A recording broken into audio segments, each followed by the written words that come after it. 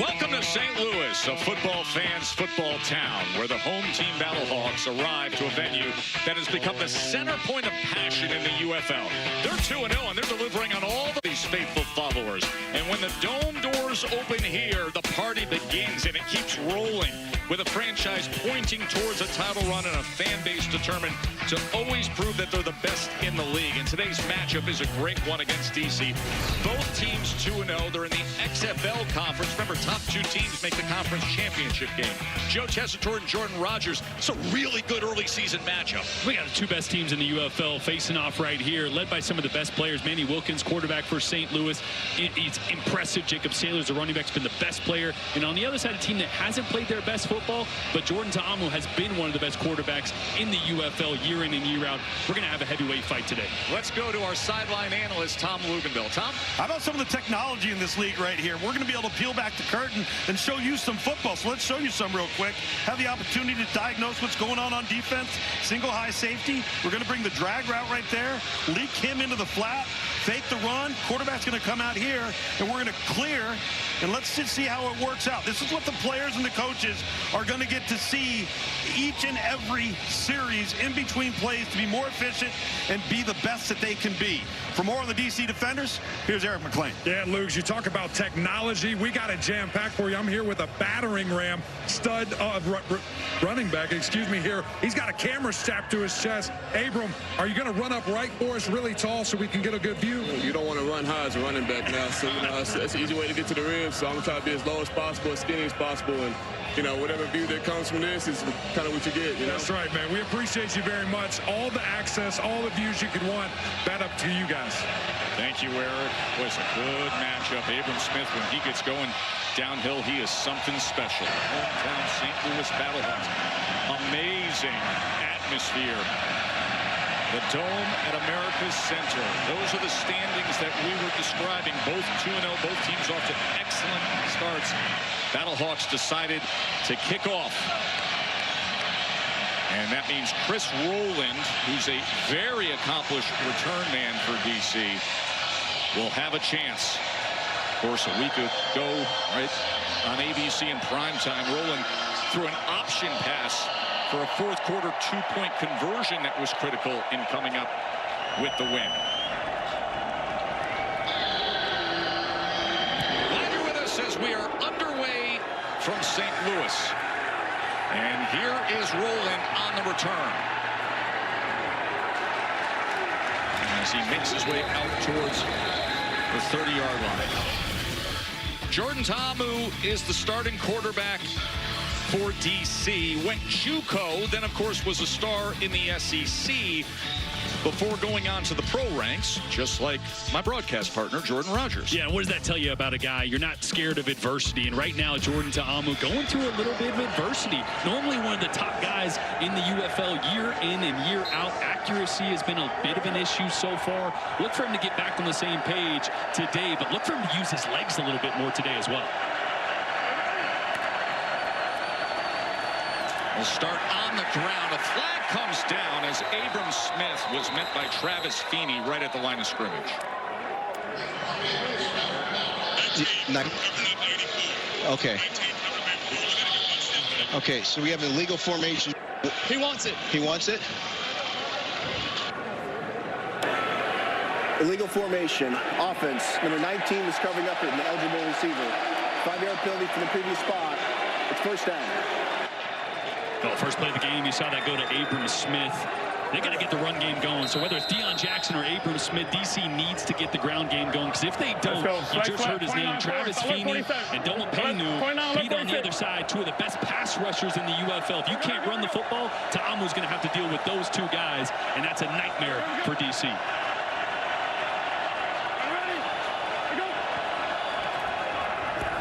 There's Smith.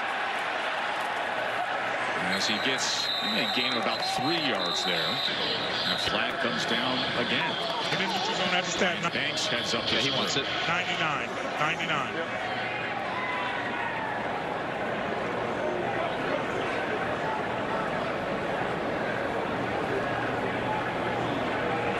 '99 is Austin Falu.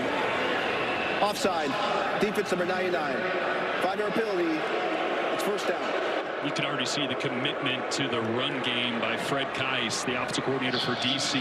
There we go. Let's Longest go run again. last week was just 9 yards. They're going to find a way to create some explosives. 9 force, alert get things 46. going on the ground, make it a little easier on their quarterback. Anthony Beck did not like that call, man, because he wants this offense backed up with this crowd.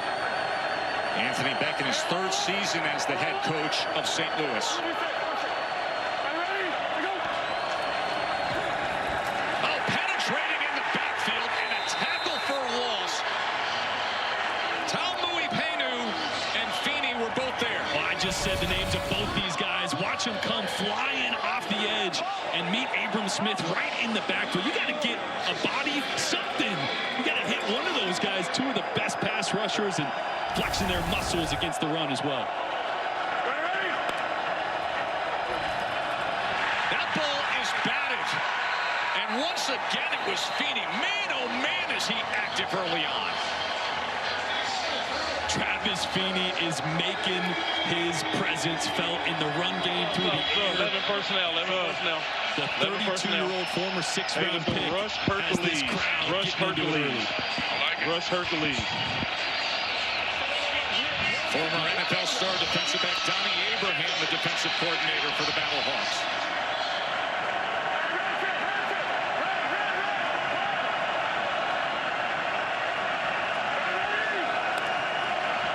Third down and 13. Tamu goes over the middle. It's going to be well short of the line to gain as he connects with Briley Moore, and Cameron Kelly made the tackle.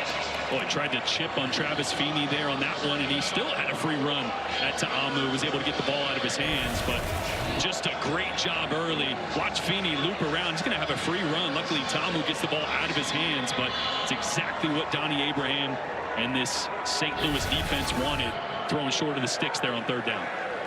Former Tennessee Vol Paxton Brooks punts it away to former Ole Miss Rebel Shakur Pearson as the return man for St. Louis.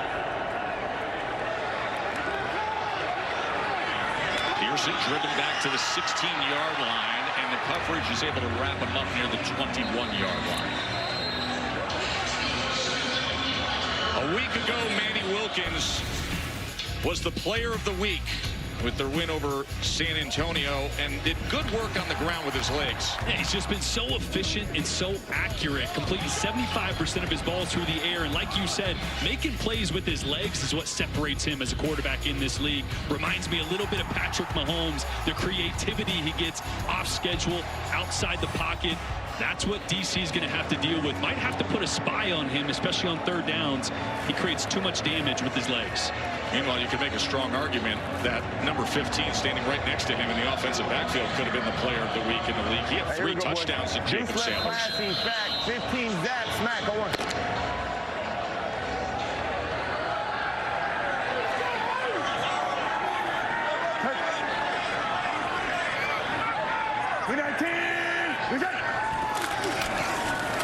Sailors goes straight ahead, tries to muscle his way out to the 26-yard line. Yeah, you mentioned the 3 touchdowns. He's been the best player in the UFL the last through the first 2 weeks has Jacob Sailors, but Shakur Pearson, he's a return guy. They got to find ways to get him the ball in space. And for DC's defense, it's Hines and Sanogo, both the linebackers.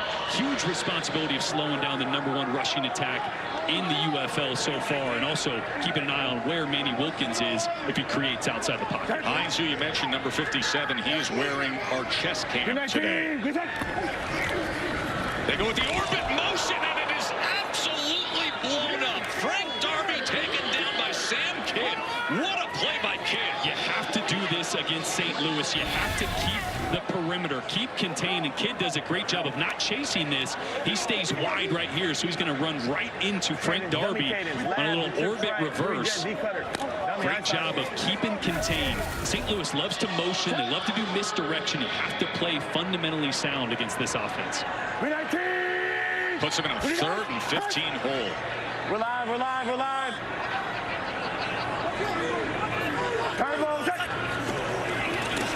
Wilkins. There was pressure right on him as the ball is being fought for. I don't know if that was a forward pass or they're going to rule it a fumble. And Andre Mintz. Is a fumble recovered by the defense. It's first down, DC. Wow, DC defenders come up huge. Yeah, Mintz rushing off the edge, gets his left hand on the ball as Manny Wilkins is dropping a pass here. You can see him coming off this side. Watch him get his left hand right on the ball. I think it's before it starts to go forward, too. So it was called a fumble. Obviously, they're going to look at that. Dean Blandino will give it a good look. Andre Mintz able to slap it away, plus get the recovery. And Blandino took a look at that, confirmed it in the former Vandy product. Go Doors. Mintz getting involved. A big play early for DC. We heard from Blake Williams, their new defensive coordinator, how strong Mintz has come on recently. He proved it there. Huge play early on here on the road for the defenders.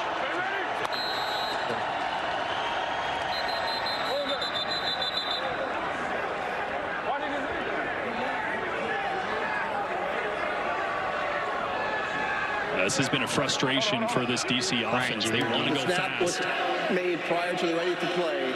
We'll replay the downs. First down.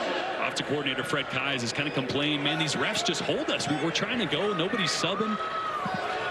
But this is the area of the field that this offense has to convert touchdowns. 29% touchdown percentage in the red zone this That is season. not a winning formula. Too many field goals, too many stalled drives.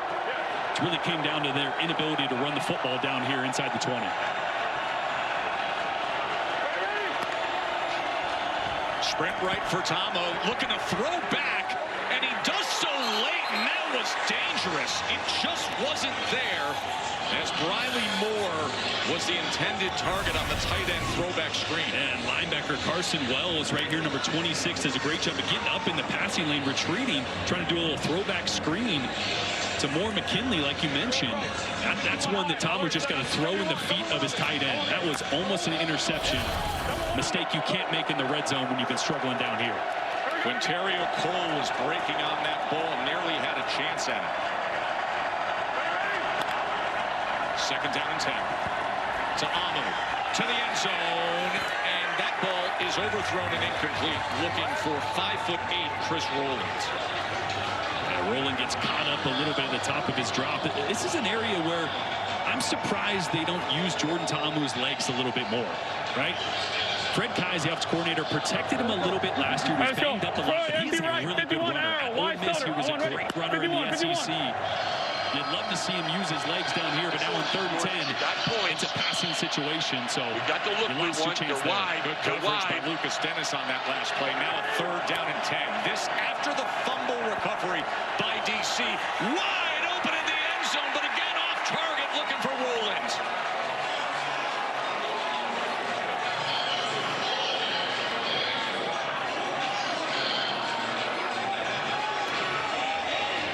Just a blown coverage there on the back end by St. Louis. Safety's going to roll this way. This linebacker has got to carry Rowland, and that ball has got to be left on the field if you're Jordan Ta'amu.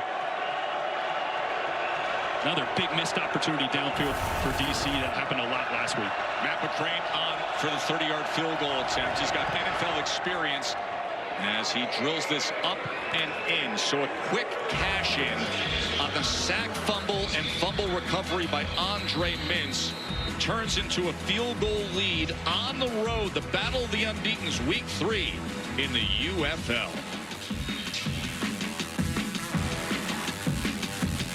We love the moments, the memories, the magic, the game.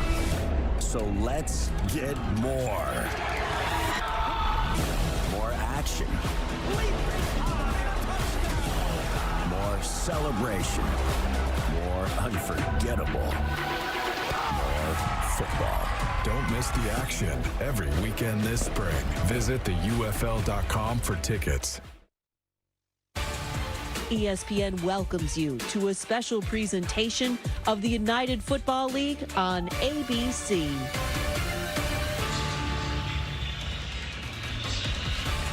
The UFL is brought to you by Progressive. Protect your auto, home, and business today at progressive.com. Cacall, you hear it everywhere in town. This is one of the great fan bases in pro spring football. We're at the Dome at America's Center.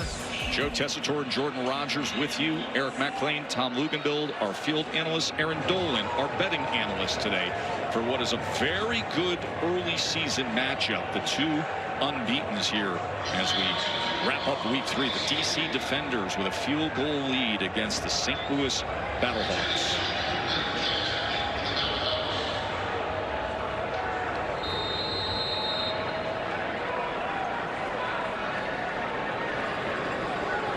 Both pass rushers doing their job early on. In the case of DC, it was the sack, fumble, and recovery that put the ball in play, served it on a silver platter to get points on the board. This is Blake Jackson on the return. Big hit. St. Louis. Oh, and a flag comes down. St. Louis, coached by one of the real tough guys in football, Anthony Becht.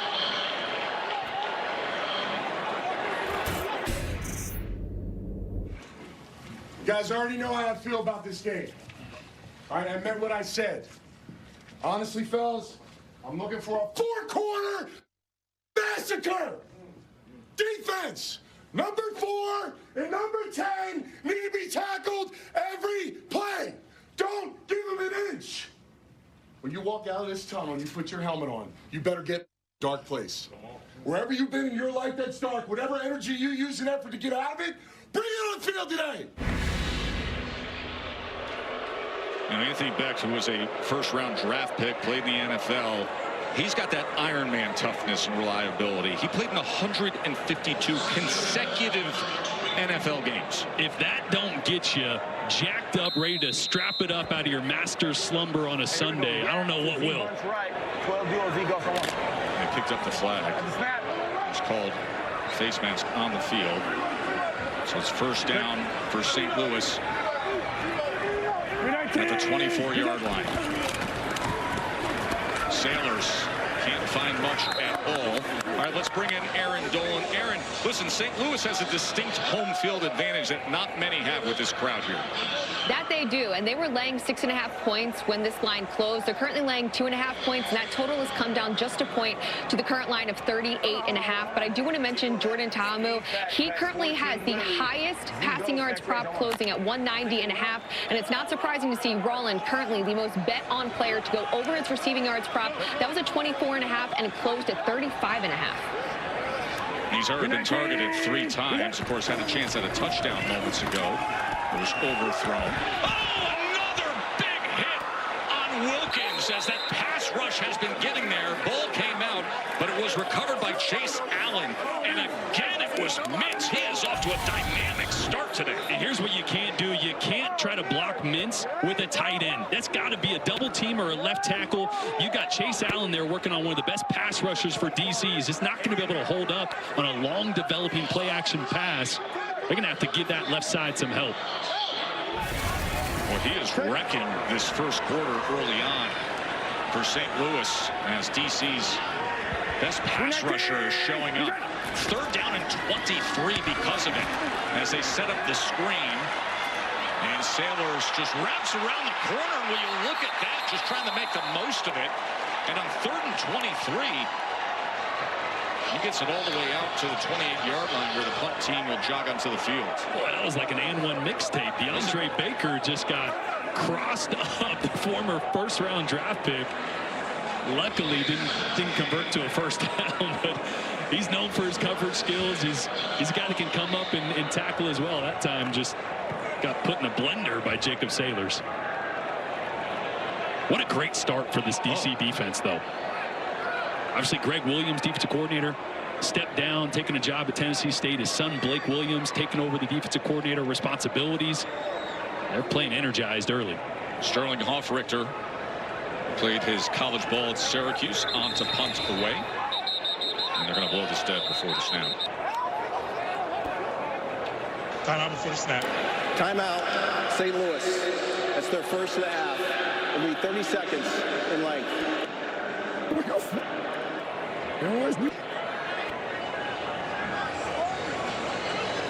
Frustration from Anthony Becht. Of course, anything that's pre-snap drive coach is crazy. Tom? Yeah, just standing right next to Anthony Beck. You know, basically anything that can go wrong, it has gone wrong here in the first quarter. Keep in mind, this has been the most vaunted run offense in the UFL, and they've not been accustomed to being behind the chains. Then you put your kicking game out there, and you've got to call a timeout to avoid a penalty. They've got to settle down. He is really upset with the lack of execution and mode of operation of the kicking game and the offensive side of the football.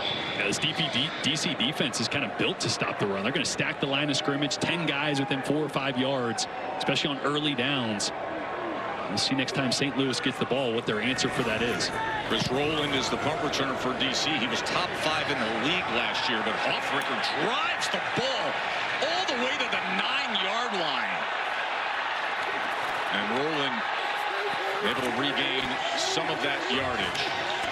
All right, Jordan, this DC Defenders team is 2-0 on the year, and it's pretty impressive how they've done it. And of course, they have a pretty good backfield in Ta'amu and Smith, but they started in the training camp preseason with a coaching change, and Shannon Harris has settled this team in. They came up with a win against the reigning champs, and then we saw them a week ago at home with fourth-quarter rally against Memphis. Yeah, true sign of a good team is winning games when you're not at your best, and that was really the first 2 weeks for DC. Some ugly football on both sides of the ball, but this defense has really held them together. And the missing piece has been that run game. Abram Smith obviously tore his ACL last year in camp, took all of last year off, shaking some rust off. They got to get number 4 going for this offense.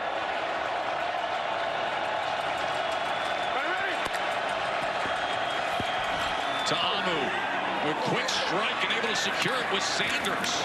And Sanders goes ahead for 8 yards. And Braylon Sanders, the former Ole Miss product, just activated this week, trying to find a guy to make some plays downfield.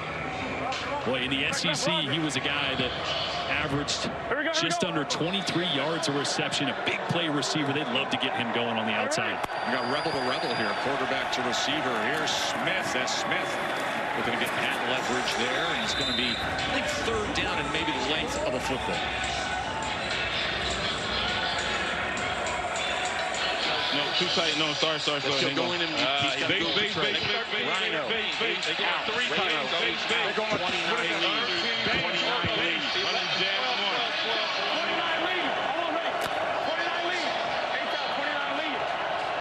DC brings in a couple extra offensive linemen and tight ends. They're in their heavy package. Little T-bone. Smith able to get the first down for DC. Interesting to see some of the bodies they brought in for that offensive package there. Liam Fornadell, one of those guys that was just re-signed last week. Put Jahari Branch in the backfield. 326-pound guard.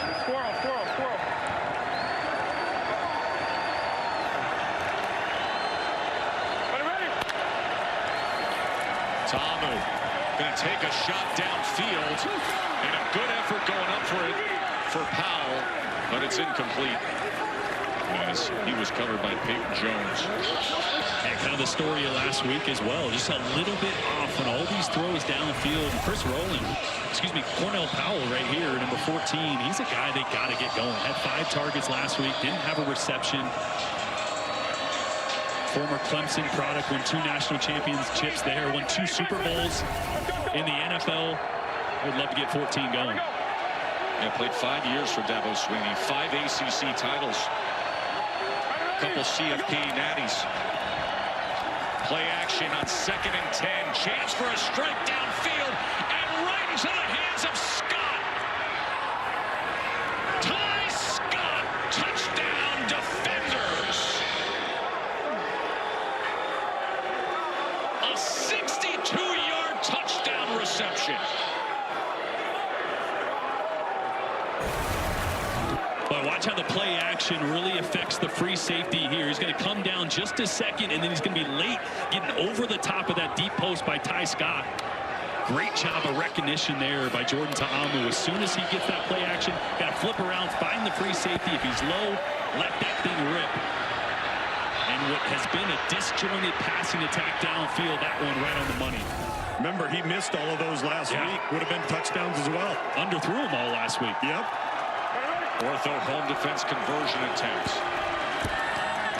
As as the slant comes up short on the two-point attempt.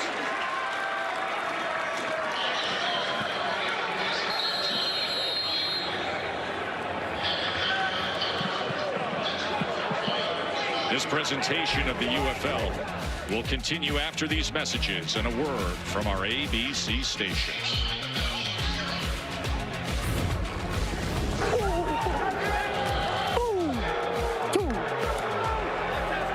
Love hat.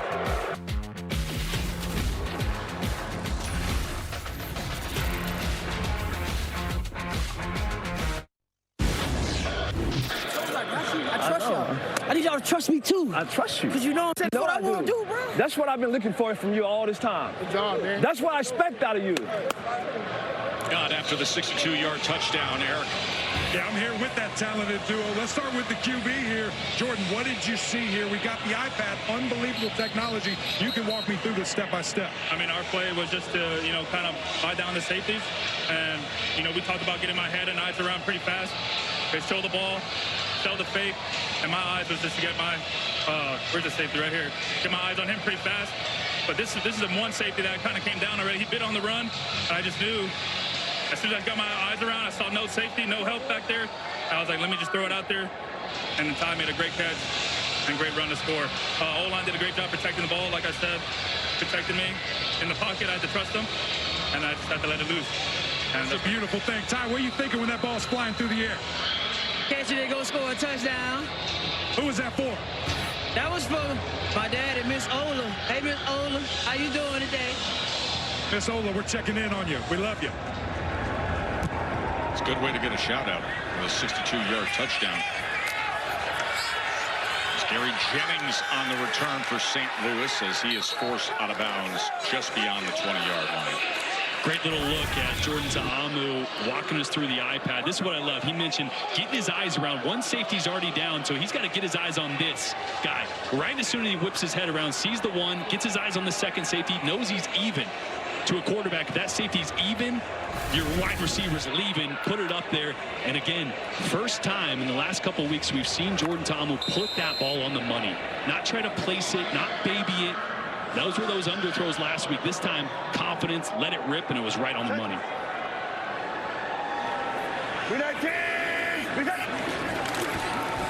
Sailors looking for any running room, but this defensive line of DC has been very stout so far. That's Derek Roberson with the tackle. Yeah, this defensive front is really, really good for DC. They've kind of anchored this defense so far. The secondary's always been super talented. No push so far from St. Louis. Blake Williams, who you see as the defensive coordinator on the field. His father, Greg Williams, of course, the veteran NFL defensive coordinator. He's taken a college job at Tennessee State. So he stepped aside this week, and Blake, who's been on the staff, calls the defense, works very closely with the staff throughout the entire process, takes over the duties. And again, look at Wilkins just trying to survive, and finally is brought down by Roberson. Yeah, it was the double A-gap pressure by these linebackers. Watch Anthony Hines right here. Just find work, right? He's trying to blow up the center. Center goes the opposite way, so he comes and puts pressure on Manny Wilkins. Tom? Yeah, Tess, I'm here with Max, Doug, and Max. What's the call coming up here for third down? Walk us through it. Yeah, we're going to make sure we're protected. Have a good tip. Have a deep in the middle of the field. Keep on the outside. We'll try to get a completion. Well, the chip protection will be necessary based on what we've seen. They do get better pass protection, but it is intercepted. That ball is picked off. Second turnover of the game goes DC's way. This defense is on fire. Yeah, protection was great here. The problem is Wilkins is going to start out to his right, and if you're throwing a comeback, as soon as you hit your last step of your drop and you hitch one time, the ball has to be out. But this time, watch this. Well, perfect protection here. Great pocket, but he hitches twice. He hitches to the right, resets to the left, and a great job by Ojumedia with the interception, undercutting that one. Michael Ojumedia comes up with the interception. It's one of those. Well, they have come to play defensively, haven't they? 5 tackles for loss, an interception, a fumble recovery, and 2 sacks already.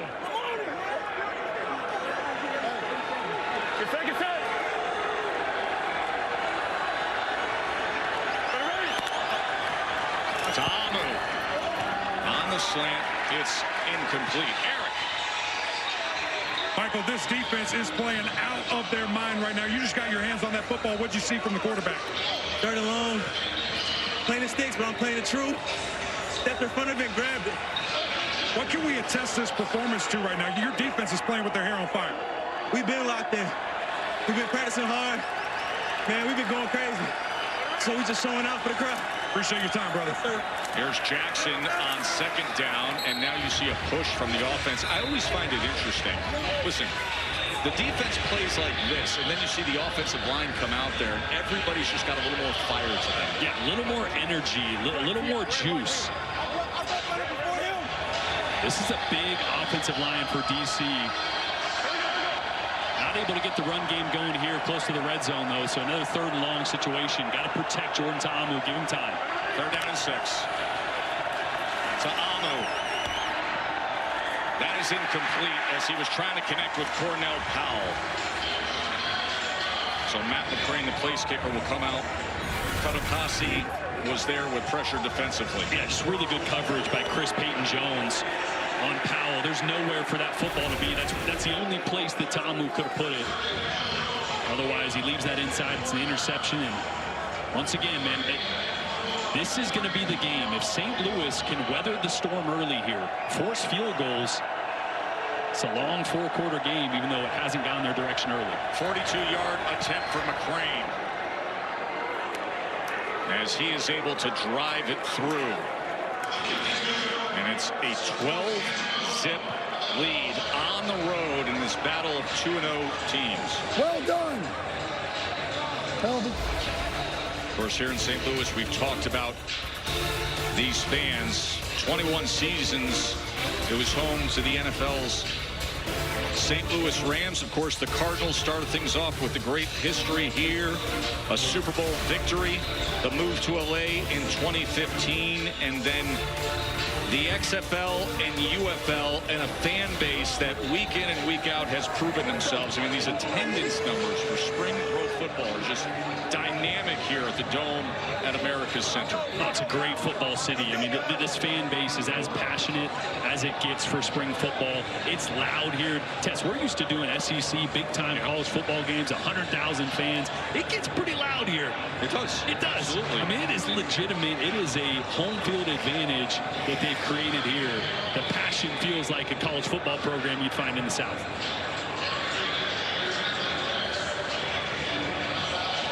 And they just make a party of it, too. We were talking, Tom Luganville made the comment the other day, it's almost like Halloween costumes every single week when you come to a Battlehawks game. But right now, they're going to need to rally some support for the home team. Very talented roster, but they are in a hole early on after 2 turnovers and then the big strike. Let's check in with our betting analyst, Aaron Dolan. Aaron, you got a road dog with a 12-zip lead. That's right, and that's moved the spread in favor of them by 14 points. This is a 14-point swing so far to start this game. In St. Louis, they have only allowed, so far to start the season, just 3 points in the first half alone. But this is the most points they've allowed in the first quarter in this season as well as last season. We're also seeing the total uptick a little bit to 42.5. Let's go. Which is very uncommon in what we've seen in the UFL early on this season. Bunch right box. Okay, we got fake 13 counter, extract the right on 1. Scatter. Move.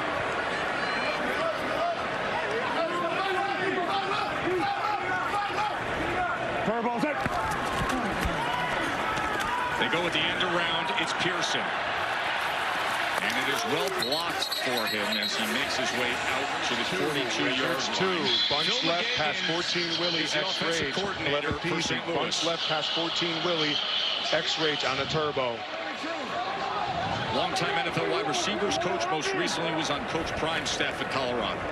Turbo's hit. Play action. Wilkins with time. his legs and get a big chunk play out of it. Still going down the sideline. Would you look at this from Manny Wilkins? I think DC assumed he was stepping out of bounds. The next thing you know, he's striding down towards the goal line.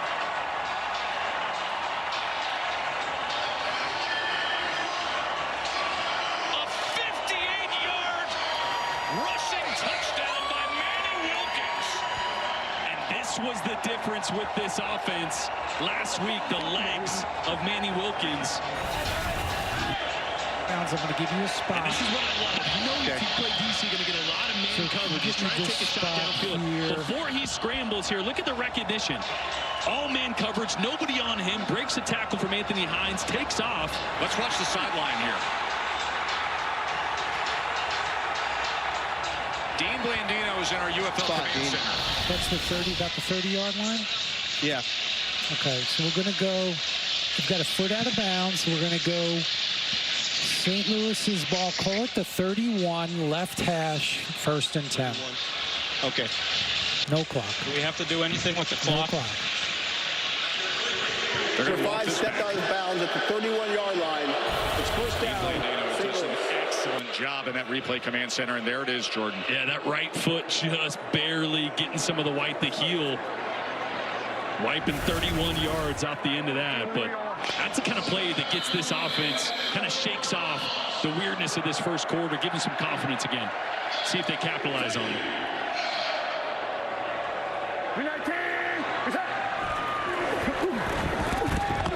And this time he's stacked up right at the line of scrimmage.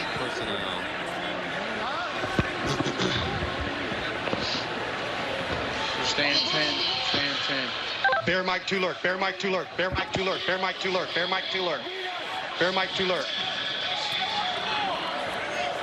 Week 1 is the full-time defensive coordinator for Blake Williams, taking over for his father, who stepped aside to take a college job. Watch the ball! Blake himself has NFL experience as a defensive coordinator and a long-time NFL assistant coach. And that is the end of the first quarter. It was all DC. The turnovers, the defense being active, and then the big strike, the 62-yard touchdown to Amu, to Ty Scott. And the Road Dogs are barking here in St. Louis in the Battle of Unbeatens in Week 3.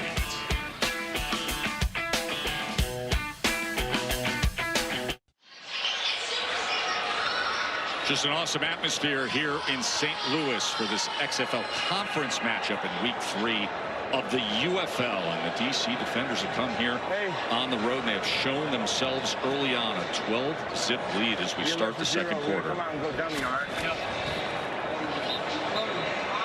I think this crowd a little shell-shocked as I am that St. Louis hasn't been able to run the football that effectively so far to start this game. Jacob Saylor's just 2 yards. After he had a 3-touchdown game a week ago.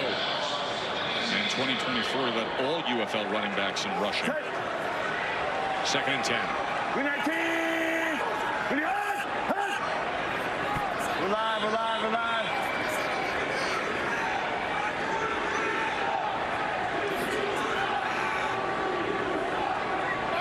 Turbo. Here's Wilkins. Pressure off the edge. As Wilkins had to throw it away. And St. Louis will be facing a 3rd and 10. Coach, how do you get yourself to settle down just a little bit? Had the explosive on the scramble there to end the first quarter, but you've got to get into rhythm somehow. Yeah, rhythm, right? First down, we got to get positive yards. We haven't called a play in 2nd and whatever, 3rd and whatever. We've been behind the chains, so we got to find a way to get a first down. When we do, we can get in our offense a little bit better. All right, thanks, Coach. Thanks, Phil. Flag is down at the end of that last play. That's number 5. 10-yard penalty from the previous spot with the loss of down. It's 3rd down. I'm really glad that the conversation didn't continue with Anthony Beck hearing that. Yeah, Manny Wilkins trying to get outside the pocket, but was just inside his right tackle, Jawan Bushell-Beatty, on that one. The St. Louis offense, guys, has not been in a game this year where they haven't dictated terms to the defense, and they seem out of sorts as a result. They don't have any answers. This is 3rd or 4th, 3rd and really long that we've seen so far. They have been off schedule the entire time. This third and very long again, 3rd and 20. And they're going to go underneath to Pearson, and Pearson's going to be tackled for a loss immediately. As it was Devontae Maxwell who had the blocked field goal last week in that critical juncture against Memphis. Yeah, the frustration probably building for Anthony Becht and Manny Wilkins a little bit.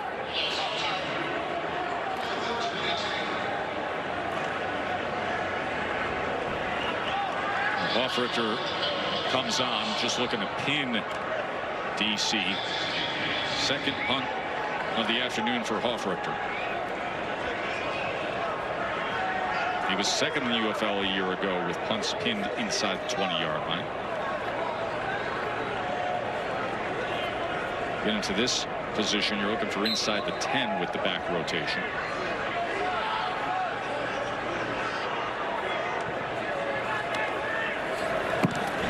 That's where he does nose down. Fair catch is going to be just at around the 12-yard line for DC. Coming up at halftime, there's going to be a very special announcement by the UFL, so stick around for that. That's the guy who needs to change the score by halftime. Manny Wilkins, he's been under pressure. He's been in 3rd and forevers. And meanwhile, on the other side, a lot of momentum for DC as we listen in to Anthony Becht for a moment.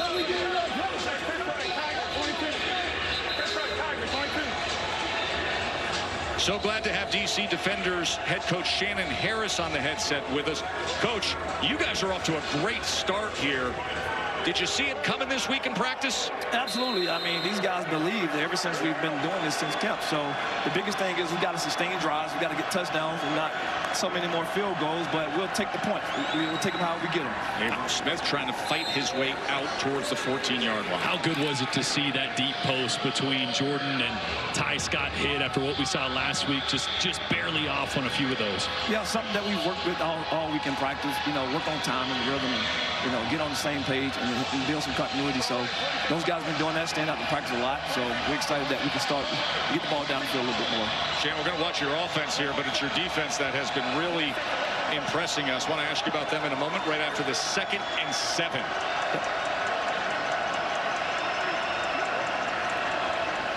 Abram Smith again bottled up. Your defense in that first quarter, 5 tackles for loss, the interception, the fumble recovery, the 2 sacks. Yeah, those guys playing lights out. They've been just doing this, you know, the first 2 games, and they're continuing to do it right now. Blake has done a good job in the staff, and so we're excited for what they're doing and looking forward to these guys to continue to do it. But we got to make sure offensively we're sustaining it and not putting them on the field as much. As you like to say, the terror must be maintained. All right, thank you, Shannon. We'll check in with you later on. 3rd down and 8.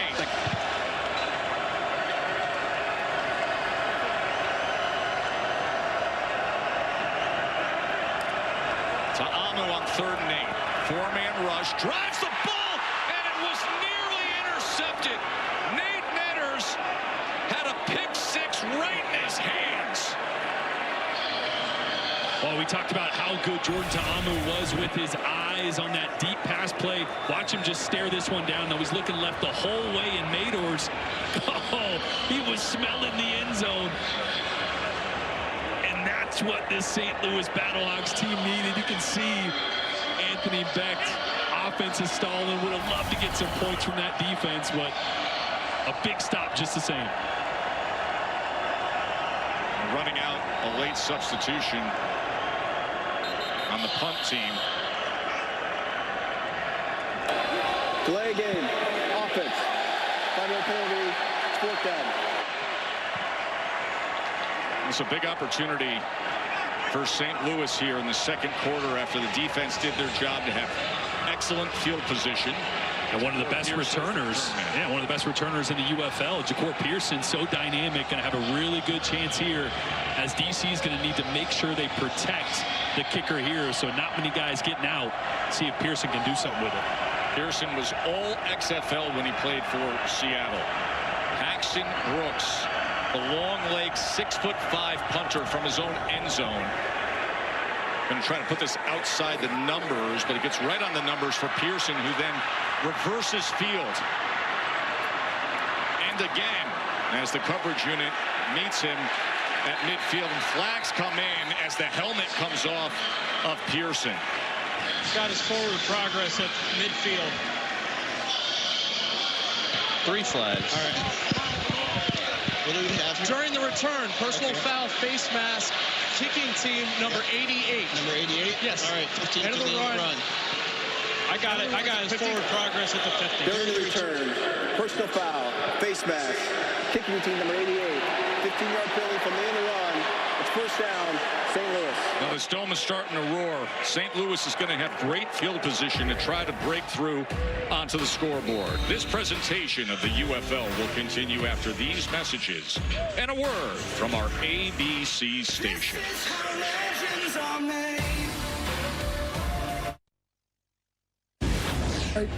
First and long, second and long, third and long. Let's make sure we get a little bit better effort on first down. Now we get in our plays. That's all I'm asking. One thing. First down. Let's get some more offense there. All right, hold it a little bit firmer. Okay, now we're into our plays. St. Louis head coach Anthony Becht. You see the frustrations that they have had, but now their best starting field position. Second time in DC territory, still no points as they will take over after the punt and the penalty at the DC 35. Blank right, FQ, 14 nights on one. Yes. Here's our audio blitz. Hey, Wanda. Hey, Wanda Cole. Wanda Cole. Wanda Cole. Turbo's up. Howard, as he gets it down to the 32-yard line.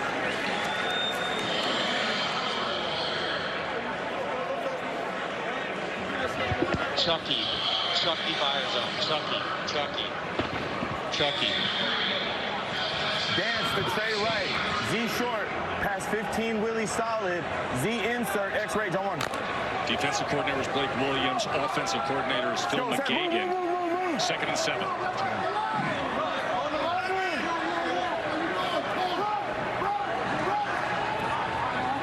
Turbo's it. Play action. Wilkins. Cat blitz. He gets away from it and then dumps down to Howard, who was well tracked and brought down by Joe Wallace. Next play. Let's go. Give me Joker. 10. Let's go. Wichita. 10. Zach to trade right. 3-jet Manning Z pump. Zach to trade right. 3-jet Manning Z pump. Wichita tax Trade right. 3-jet Manning Z pump on one.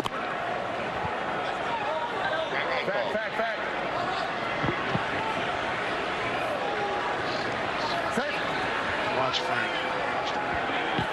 3rd down and 10 after DC just had their 6th tackle for loss. Wilkins pressured, but lofts it towards the end zone. How about it? Battlehawks, big time. Frank Darby.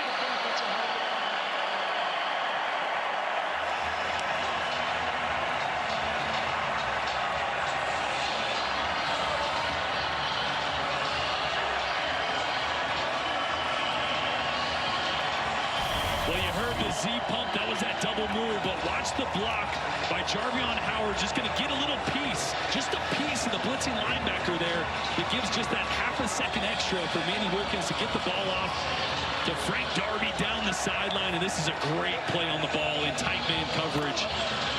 Keandre Thomas never gets his head around, never gets eyes on that ball. And when St. Louis needed it, they delivered.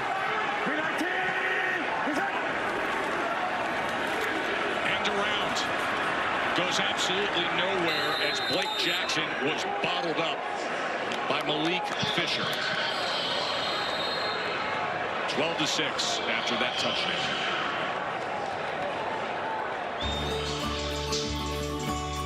This UFL season, we fondly remember a cherished member of our broadcast family, videographer Wade Hewitt, a dedicated camera operator for 3 decades. Wade passed away earlier this year. Among Wade's many accomplishments in sports television, he contributed greatly to this UFL broadcast crew and family at ABC, and ESPN. We all miss Wade Hewitt dearly.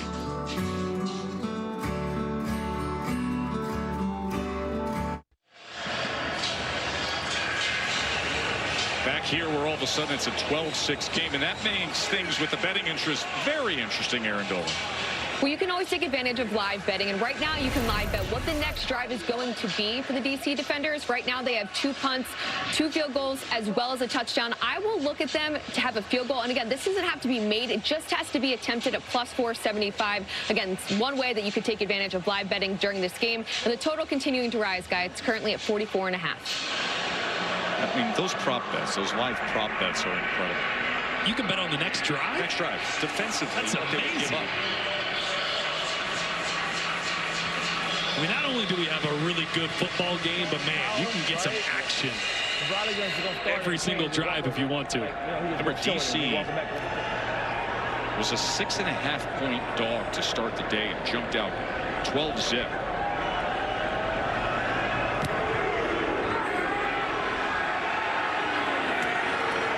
There's Rowland on the return. There's Rowland looking for a seam. The flags come down as Rowland makes his way to the 26-yard line. Luke's. Well, here I am on the iPad here with Manny Wilkins taking a look at this touchdown. What'd you see pre-snap? What led you to the outside on the go route? Yeah, pretty much we just got motion over to see what the coverage is. I can tell now they're probably zoning it out. At the snap, you kind of see they kind of busted their coverage a little bit. I understood at this point. I knew I had a one-on-one outside with this dagger pump. I trust my guy out there too, Frank. He's a really good player. He's really good at tracking the deep ball, and really it's just my job now once he sells his route to give him a chance, 50-50 ball, make him make a play, and you know he did what he had to do. Great stuff. Thanks for taking us through it, man. Appreciate it. You know, Jordan, we were talking about it. It is a game of inches. If there's even maybe a half a second later, that pass rush is getting there. Yeah, Jarvian Howard, the running back, had just a chip of mints, and if he doesn't do that, that ball doesn't get off and you don't have a touchdown. Smith is tackled for a loss, and it's Travis Feeney again. And now there's a lot of momentum in this building with St. Louis. I love watching Travis Feeney, man. 32 years old. He's one of the oldest guys in the UFL. A lot of these guys playing here wanting to get back to the NFL, man. He just loves playing football, but there is a lot still left in the tank. He's been all over the place tonight. Here's a look with chest cam that Abram Smith is wearing as Feeney, the former Pittsburgh Steelers draft pick, takes him down for a loss. That's a 2nd and 14 now. To Amu to the outside as he goes to Ty Scott. Ty Scott, who had the 62-yard touchdown earlier. Boy, if you would have told me before this game started that we'd be halfway through the second quarter, DC'd be up 12-6, I think, man, they must be running the football really well. We both said it earlier today. We said it would probably be Abram Smith really dominating things. And instead, just 3 rushing yards so far for DC. It's been Jordan Ta'amu in this passing attack that's getting it done. First down after the completion, and here is Abram Smith. That's the thing, though. That's all you need, right? Like, your goal on first down as an offense is to get 4 yards, right? And then on second down, you want to get half of that.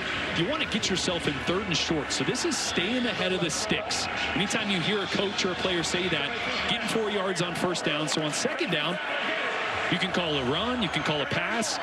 You make the defense guess and put yourself in a better situation.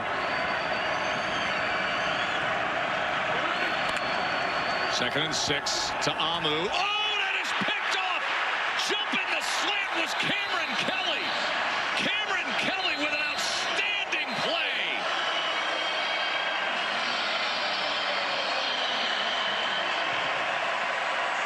Boy, Jordan Ta'amu is going to see Mike Rose, number 27, blitzing off the right side. He's going to see this guy blitz. He's thinking, okay, perfect. I got a slant right behind it. Problem is, the safety, Cameron Kelly, is reading this the whole way. It's a great job jumping right in front of that, sitting right behind the blitz. Textbook from this St. Louis defense.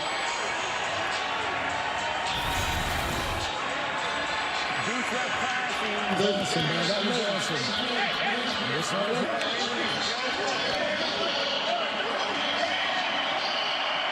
And now St. Louis takes over at the DC 29.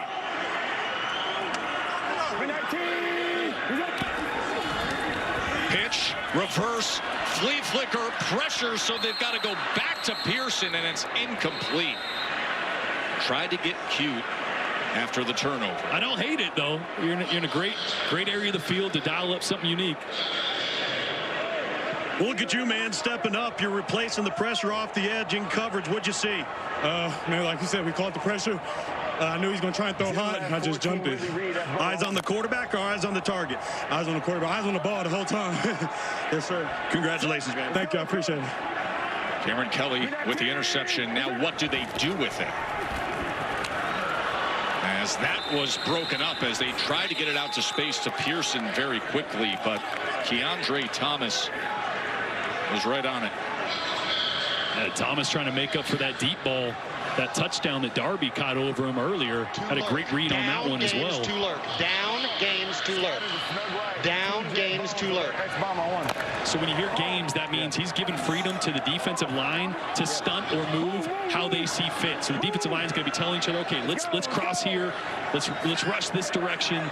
Knowing it's 3rd and long, they got to throw the football. 3rd and 12 for Wilkins. As trying to stretch for it was Denzel Mims, and it's going to be just a couple of yards short for 4th down there. Hey, don't say kick or go. Let me handle all that. Okay, it's all good. I'm just. We're going to go blast right. A.D. Mamamidi.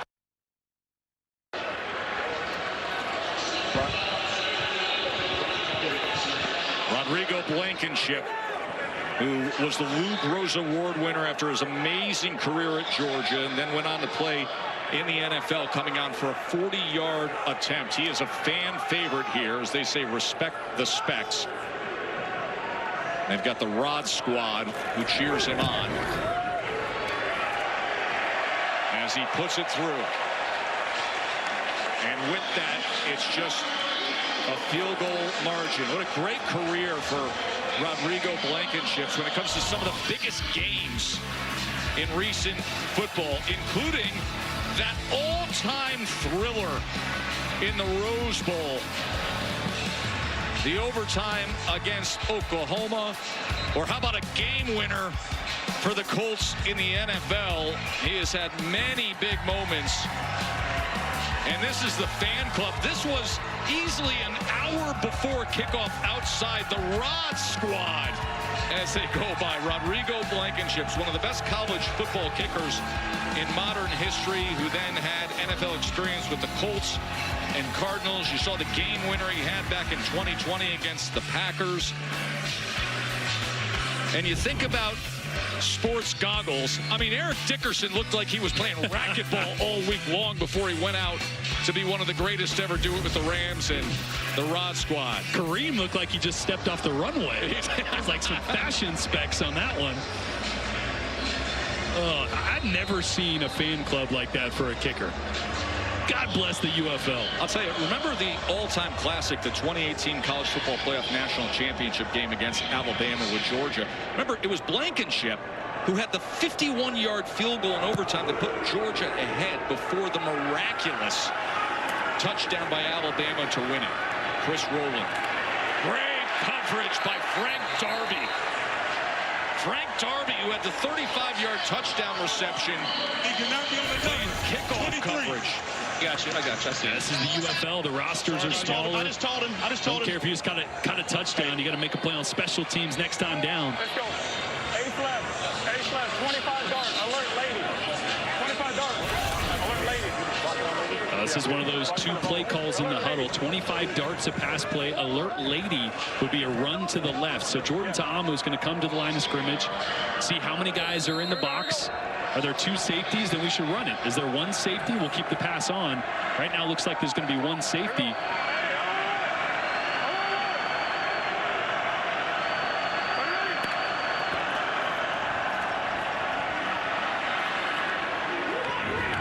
And that's a great job by Jordan Ta'amu. Didn't get fooled there. They dropped back that second safety. So great job checking to the run play.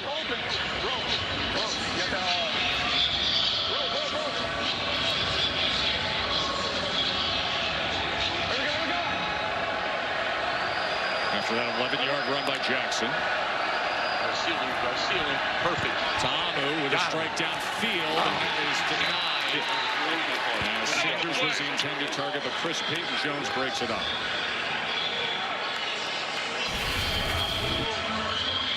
That's great coverage by Chris Payton-Jones. Second time he's been plastered all over a DC defender.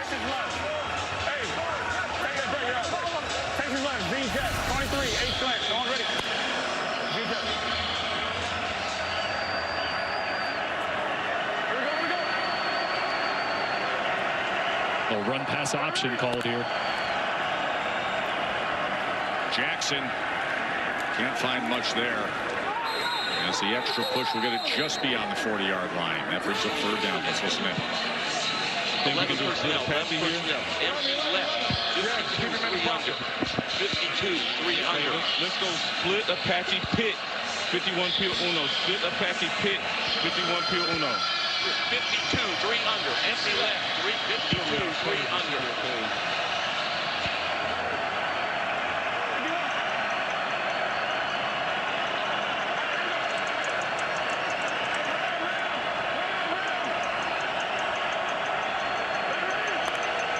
Third down and 4 for Ta'amu. Goes underneath and gets it complete, and keeping his balance was rolling for a first down. That's a great job by Ta'amu. He knows he's got too many guys to block at the line of scrimmage here, so he's going to slide the protection this direction, knowing this guy's free, so watch him move a little bit. Just extend the distance from that free runner. Great job of a quarterback controlling protection at the line of scrimmage and picking up a first down. Back to Smith, who was tripped up just beyond midfield as he crosses over into St. Louis territory. Too many times you see a quarterback try to be too perfect in protection there. Yes. Pick just the right guy. No, just slide it one direction, knowing that I'm going to be hot from this way. Buy yourself a little space. It's a really good, simple execution.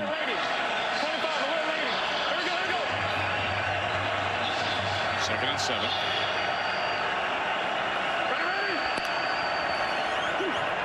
Smith, and this is much more of what they've been looking for today, and you see when he gets those shoulders down as he just moves the pile, and that moves the chains. Well, they're running behind Takeem Doss, 79, 380 pounds. Yasir Durant, left tackle, 330 pounds, and boy, Abram Smith is really good, like you said, when he gets his shoulders going downhill and finishes forward. Here's Ta'amu on first down.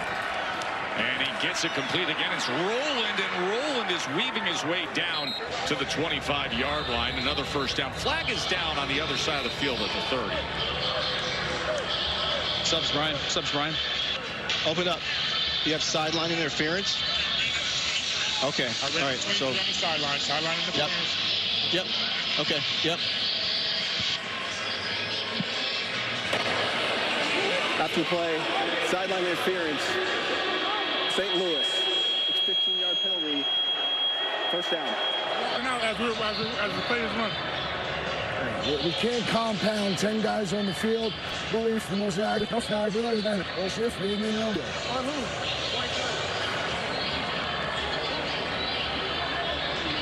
The frustration for Anthony Becht. The small things that you can manage and control. Eric. Here with quarterback Mike DeLillo. Mike, just kind of walk us through what's going on here as you guys are going in trying to get points. Yeah, right now we're bringing in our heavy package right now, our Rhino package. So I'm going to wait for a second until I get the play, and I'll let you know what's going on. You going to hand one of these guys the ball or throw it to him? No. Come on. I know, right? Let the big guy eat. Of course, we got a timeout. We're going to bring it back. We're going to bring it back. So they're going to keep us here. Just things that you've practiced. I mean, obviously, you've been with this offense. It's week 3. Just what are you looking at as the quarterback in this red zone? Some tips, some reminders. We got to trust our guys. You know, we got great playmakers on the outside. We got a great O-line up front. So we're going to have time. We just got to let our playmakers make plays, put the ball in space, and let them go eat. You know, that's kind of what we preached all week. We believe that our skill guys are better than their skill guys. So we just got to, you know, give them the ball in space. One thing that I'm a big proponent of is the quarterback run. Is that in play here? Do you expect to see some of that? Yeah, we do have some quarterback run stuff in here, kind of in some inside zone read stuff based on man-to-man. But right now we got a almost like a scissors concept here. So we're going to get a post and a corner by 1 and 3, and then we're going to have a little out route by number 3. So we're going to see. I'm getting a lot of different play calls right now. We're trying to get personnel correct. Yeah, they got out of that Rhino package, so no extra offensive linemen in now. Couple tight ends. Actually, in a 13 personnel, 3 tight ends on the field. Concept by the tight end. They're going to run a little switch route, and then a little outlet by number 19. So let's see where he goes. Looks like man-to-man here. First and goal. To the end zone. Touchdown. Just like you draw it up. Yeah, it's awesome, man. Bradley Moore. Am I good? Thank you. Oh, and offensive coordinator Fred Keyes mentioned Briley Moore McKinney, their big tight end. Have to get him involved this week. Need more of him. A really good player. Just hasn't been as involved. That time dialed it up right perfectly for your big body tight end in the red zone, where they've struggled. Remember, too many field goals down there. Finally getting that touchdown. Showed you that percentage earlier today. They are delivering here. 9-point margin as it stands right now, but going for 2.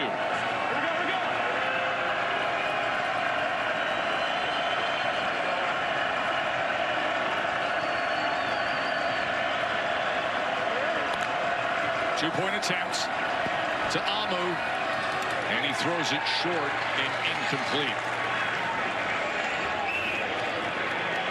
Yeah, that scissors concept. So the inside tight end is going to run a corner, and that outside tight end, as long as that safety clears, you saw on the left side, Jordan Ta'amu's just got to get his eyes on one safety. If he goes with that corner, he goes there, then that, yep, right there. And the post opens right up for your big body. Way to make a play, my guy. Yeah, I come here. Yeah.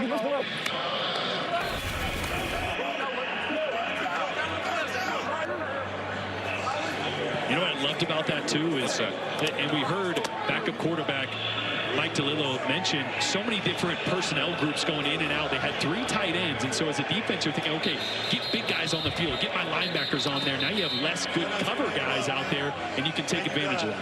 Eric's on the sideline with DC. Jordan, that was obviously a massive response. You guys marched right down the field, get into the end zone. What was happening on that drive? You know, we kind of preached that if a bad play happens, we got to turn around and forget about it. So our offense just did that, and we drove down the field. We had a good run game. O-line did a good job blocking. I saw man coverage down there, and I knew our big tight end was going to, catch that. What was the read going to him? I know it's man coverage, and you like your big tight end there. So yeah, he was my first guy. I had a corner, and then I had Ty underneath. But I liked the matchup. He got open and put it where it needed to be, and he did a good job catching it. Great response. Thank you. Jordan Ta'amu with 123 yards passing and 2 passing touchdowns in this first half.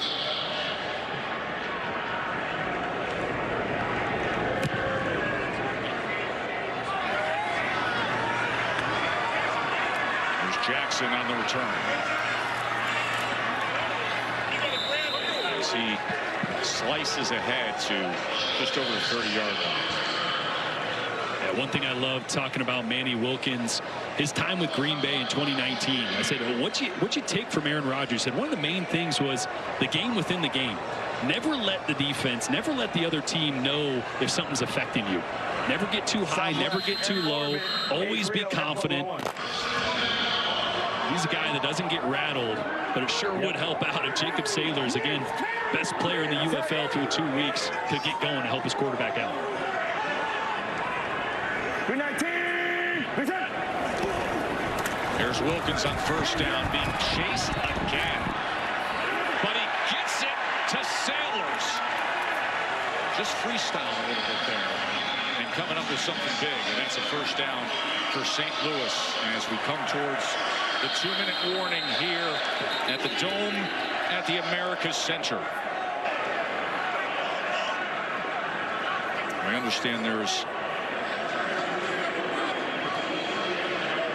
So DC throws the challenge flag, and I think based on extending the play, it could be that they feel there was an offensive lineman downfield. Clearly downfield on the screen. Now, if they're going to see it, I shouldn't have to challenge that because that's obvious lineman downfield. He's challenging the offensive lineman number 61 in another one. Yes. We're going to take a break as they look to review that challenge. Was there a lineman downfield? We'll find out after this short break. 2-minute warning here in St. Louis.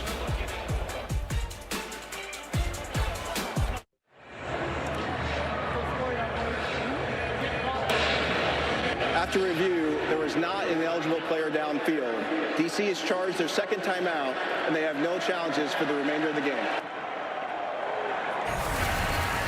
Yeah, remember you get 3 yards, so right about here is that line. Nobody past that 3-yard line.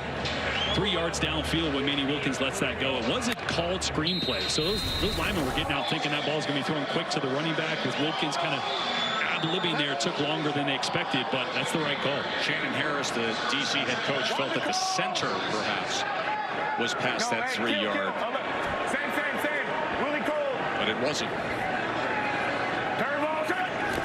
So it's first down. Sailors will go ahead for a gain of 2. Maxwell and Hines combining for the tackle. 3 J. Hey. Ohio. Hey, nice. Jet falls. Turbo.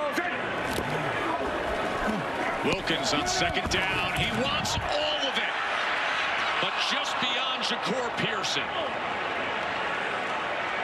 Boy, inches away from a massive play to Shakur Pearson. Wilkins going to do a good job of looking off the field safety. And a foot too long to Pearson. That's a small target. He's only about 5'7" running downfield. Got to be perfect when you're targeting number 1, 40, 50 yards downfield. Man, do we have full miss players everywhere in this game? Oh, yeah. Third down for Wilkins. He's going to try to run for it. And he is taken down. A flag comes down at the end of the play. Gardner made the tackle. Wilkins didn't slide. He was going for that line to gain, and he was all right, well, hold up. Chris, what do you have?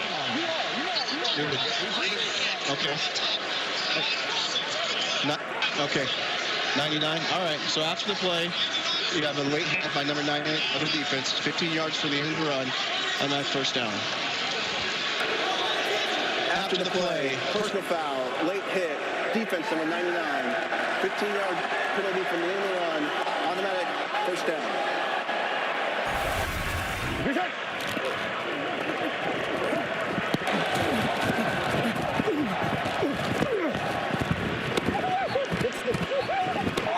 See Joe Wallace coming in at the very last moment there. Called it a late hit. I'd call it unathleticism. Yes. Just kind of tripping over. 100-pound person falling down is what you would call it. Got him unfortunate. I don't think he was trying to get a hit on. He just kind of tripped over the tackle. But what a big opportunity now for St. Louis. Yeah. And remember, you can go for 3 after a touchdown, so St. Louis with a chance to tie it up here before halftime. It's the beauty of the UFL. You can have 9-point possessions. Wilkins getting it out quickly to Pearson as Pearson pinballs his way ahead for 2 yards.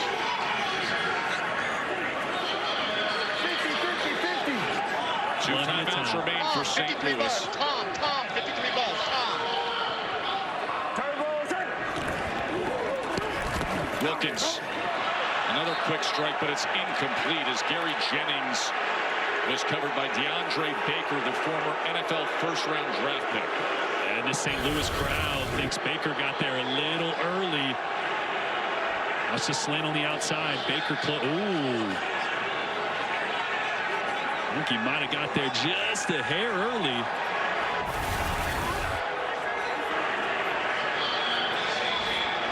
DC has used their challenge unsuccessfully.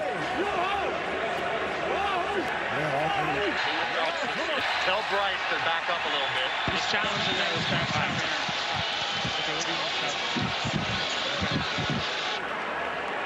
They're going to take a look at this. Pass interference. Dean Blandino is in our command center. Pass interference. Yes. I'm with you, Brian. I'm with you. St. Louis is challenging that there was pass interference on the play. Got it. We're looking at it. And I want to watch this at full speed. That's the standard the officials have on the field. That's what we need to look for. And when you watch it at full speed, this is bang, bang. There might be a frame or two early, but that's not how we're seeing things on the field. I'm going to look at the replay here. Again, this is slow motion. St. Louis gets to use their challenge here. That's a bang-bang play. Not enough here. I want to see that clear contact before the ball arrives. Bang-bang play. Brian, no pass interference. St. Louis loses the challenge, and they lose the timeout. So both teams have now lost their There is challenge. no pass interference on the play. St. Louis has charged their second timeout, and they will have no challenges for the remainder of the game. It's third down.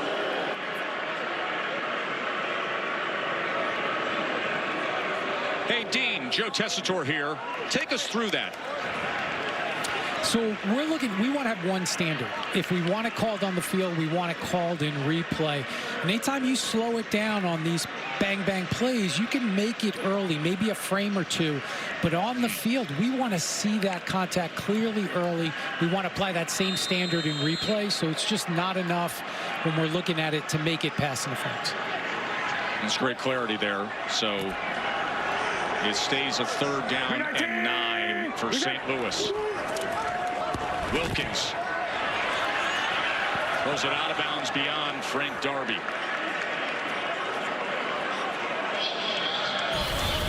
There's a great look at it. Real speed here. What Dean was talking about is what the officials were seeing down on the field. Basically what he's saying is, listen, we can't get into like forensic study of replay. Because you could slow it down frame by frame with these great cameras we have and say, oh, he touched him a quarter of a second early, but wants to maintain what the refs are seeing and how they're seeing it on the field. Great explanation by Dean. The Rod squad on to cheer on Blankenship again, as this time Blankenship from 47 yards out. And he puts it through, and that closes it to a 6-point margin.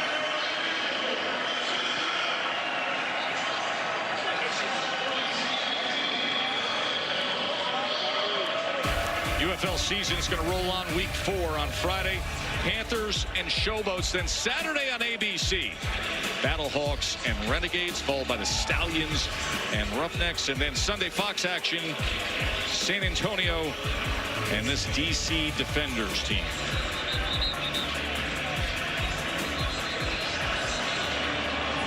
Reminder that coming up at the half, the UFL is going to make a special announcement live on the field here in St. Louis.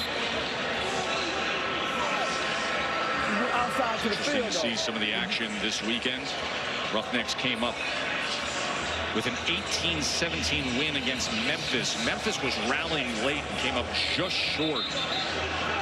Birmingham moved their mark to 2-1 with a 10-9 victory with more late fourth quarter drama. And then earlier today, we saw Michigan earn another victory this season. This is the game of the weekend here. The two teams that came in at 2-0, and DC behind their defense, behind the big strike downfield from Ta'amu with an 18-12 lead here on the road in what many would consider the toughest place to play on the road in the UFL.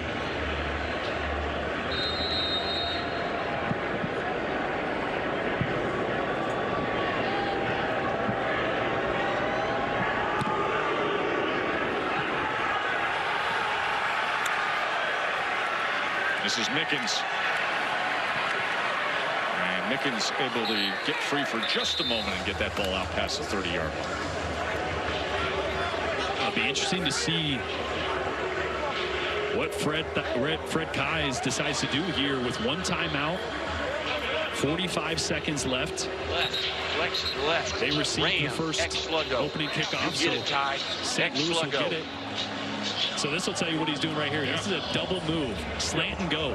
So they're trying to take a shot here. They're trying to get some points on the board before half, knowing that St. Louis gets the kick and gets possession right after halftime.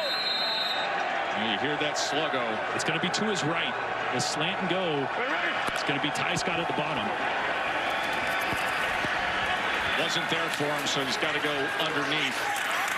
So it's a great. Scott gets it to the 40-yard line. It's a great adjustment. When you call that and you get man press coverage, it's off. It's too hard to run a slant and go when you got someone on your hip. So that turns into either a fade or a stop route. Great adjustment by Scott on the outside.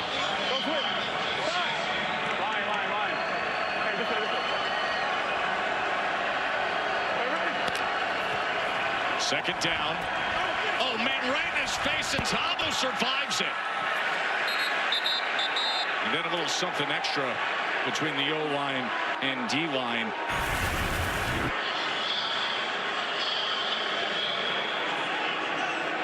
Dalmopanu coming free off the edge, and Abram Smith did all he could to just get a piece of him. Dalmopanu was right on top of Ta'amu. And that leaves them. Hey, tell him on the double out there, okay? On the double. With just 11 seconds remaining before halftime. Did he just say all go? You would think you'd kind of just let the half go here, no risk of turnover. I think they might take a shot. Third down and 1. 11 seconds remain, and they are going to take a shot on the vertical route, and it's incomplete. And 6 seconds remain in this first half. That'll tell you just how DC feels this game is going to go. That every possession, every point matters.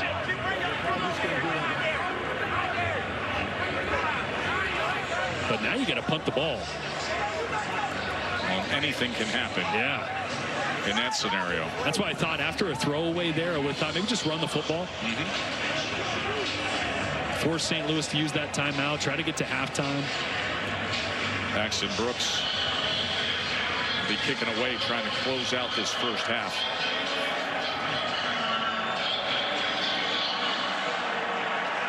Just takes 6 seconds off the clock.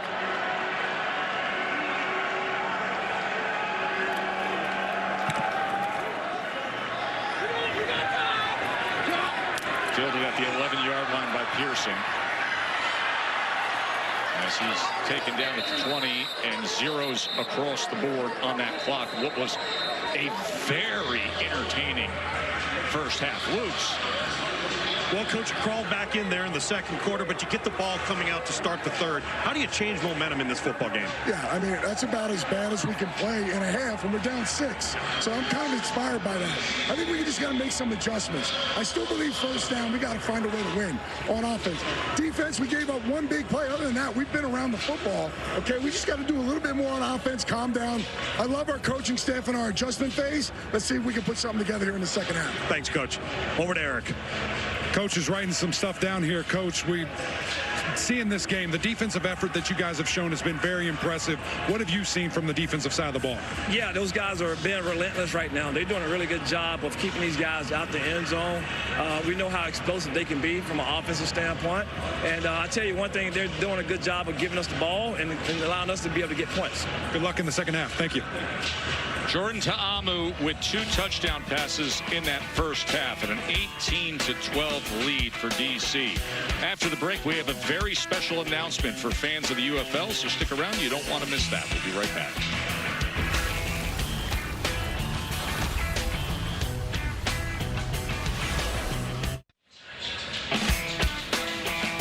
Halftime here in St. Louis, DC up 18-12. In a league with passionate and dedicated fans, it's this atmosphere here for the Battlehawks that has become the buzz of the UFL, as it is now time for our special announcement.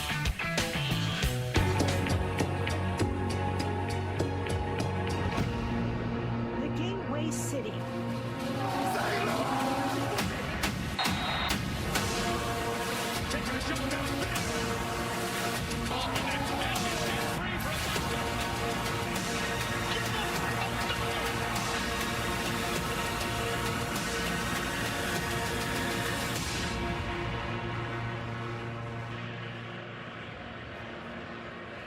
Ladies and gentlemen, please direct your attention to the 50-yard line and ESPN's Tom Luganville for a special announcement from the UFL. Thank you very much, St. Louis. Got 2 very special people here that've got some great information and an announcement today about the UFL that I think you're all going to be very, very happy to hear. First off, Danny Garcia, ownership, president of the Garcia Group, the UFL. What do you have to say? Thanks, Tom. And thanks to the fans of St. Louis and everyone watching on ABC. I am thrilled to announce that the UFL Championship will be returning to St. Louis and the Dome at the America Center.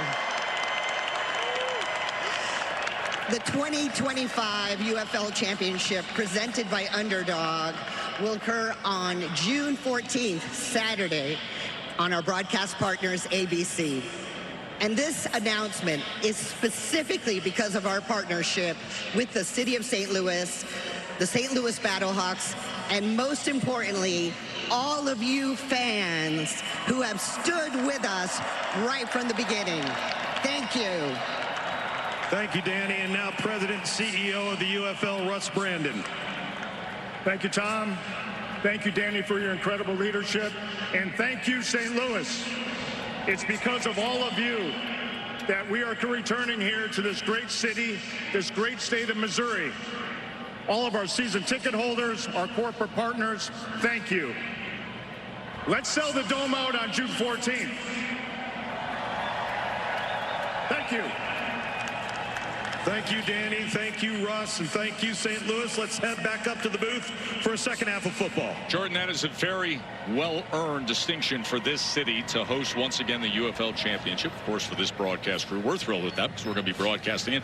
But these frenzied fans, they've earned it. Yeah, it feels like a college environment. Every time you come here to the Dome, the costumes, the energy, the signs. Can't wait to see what it looks like on the 14th of June. Let's bring in our betting analyst, Aaron Dolan. All right, as for that game in June, Aaron, set the table from a betting perspective. So St. Louis is actually the favorite to win it all right now at plus 200. They came into the season at plus 360, but they're just slightly ahead right now of the Stallions. And this is the first time ever in UFL history the Stallions are not the favorite to win it all. Now, again, it's not a huge discrepancy from plus 200 to plus 210, and the Stallions won on Friday despite not looking well. But as for the Battlehawks, I mean, they're down by 6. They're currently catching 2.5 points. This total continues to uptick to 48.5. But it's going to be interesting to see if they end up losing this game, will they still be the favorites heading into, of course, more games this season? All right, Jordan Rogers, let's talk about that reality. What do you see based on what you saw in the first half of the adjustments that need to be made now? Well, St. Louis has got to get the run game going. They've been terrible on first down. And the best player in the UFL through the first 2 weeks, Jacob Saylor's the running back for St. Louis, just 4 yards. They get the run game going. Now the play action passing game comes back, and this offense can come back to life. But right now, the DC defense is dominating that side of the ball. Yeah, we thought we were sitting on a good one, and that is the way it has shaped up. The big announcement, this is where the UFL Championship Trophy will be handed out in June. This presentation of the UFL will continue after these messages and a word from our ABC station. This is how legends are made.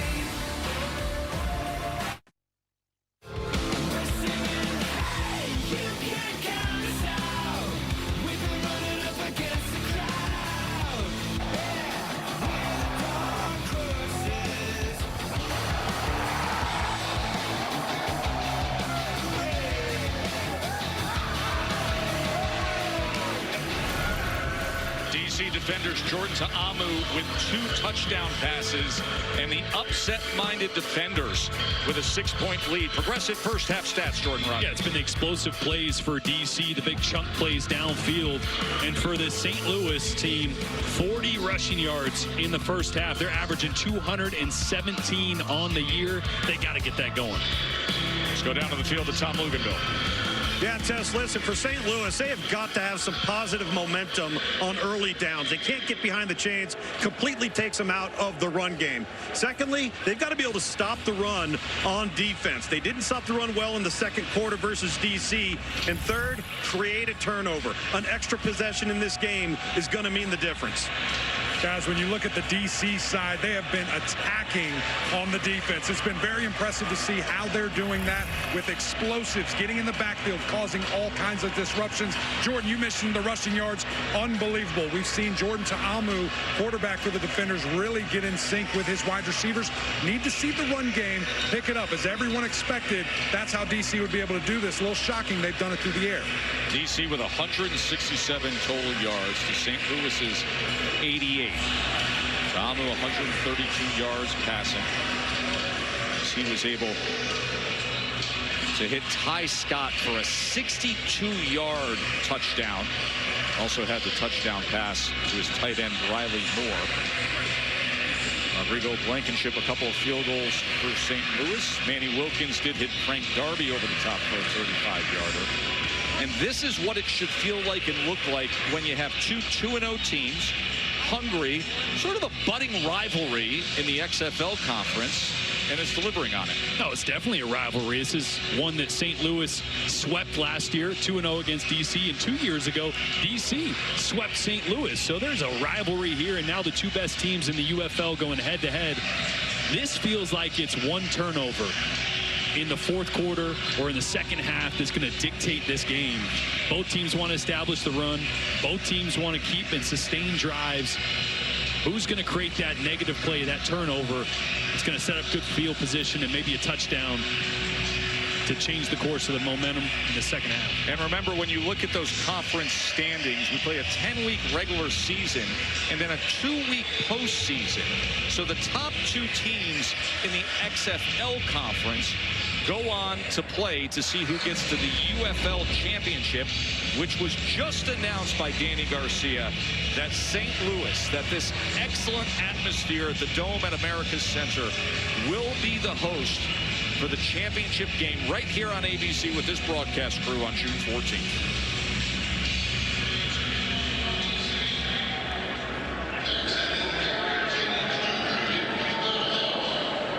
St. Louis will take possession to start this second half, trailing by 6 at home. This is Gary Jennings. Jennings trying to get to the outside. A flag comes down, so they may be walking this back, but we will check on that.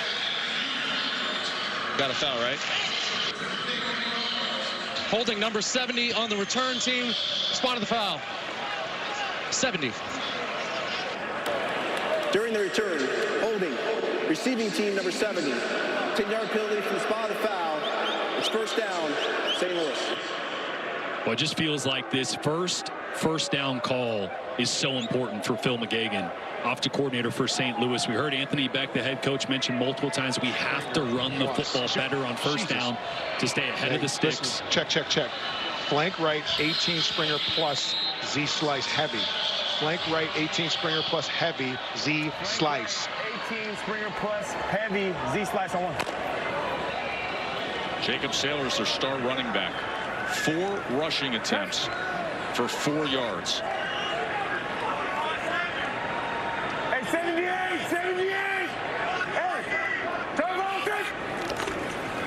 Wilkins open up the second half with a pass, but he is pressured. That has been consistent all night long. As that time it was Kyle Phillips, who played his college ball at Tennessee, coming after him. And that's a little head scratching of a call for me to start the second half. This is a team that runs and wants to play action pass. And you just start out with a straight drop back. Now, I love Manny Wilkins. I think he's a heck of a quarterback. But he's best in the play action game once the run game gets going. Now you're in 2nd and 10 and already behind the sticks early in this second half.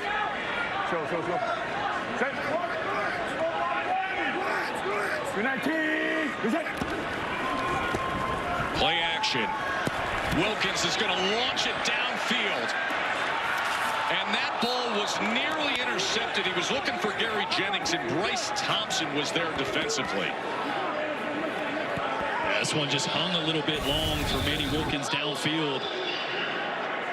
Trying to give Gary Jennings, 6'1", 218, a chance to get a jump ball up there. Bryce Thompson, though, nearly came down with one of those turnovers that I was talking about. Thompson had a big interception in week 2, the game we had on ABC in prime time, and the win against Memphis.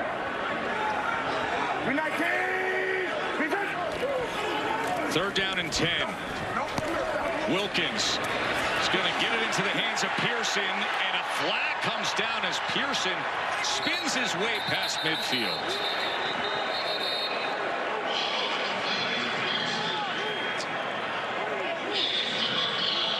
Pass interference, offense number 2. 10 from the previous spot. It's third down. Pass interference, offense number 2. 10-yard penalty from the previous spot. It's third down. Yeah, they're going to get Frank Darby there. Hey, they ran into each other. And that's what I saw. You heard Anthony Beck right there say they ran into each other. I thought it was just an incidental contact downfield, which gave Ja'Cour Pearson the green grass. Watch here at the top. Yeah, Darby's just trying to run an in-breaker, and I think Bryce Thompson is sitting right in front of him.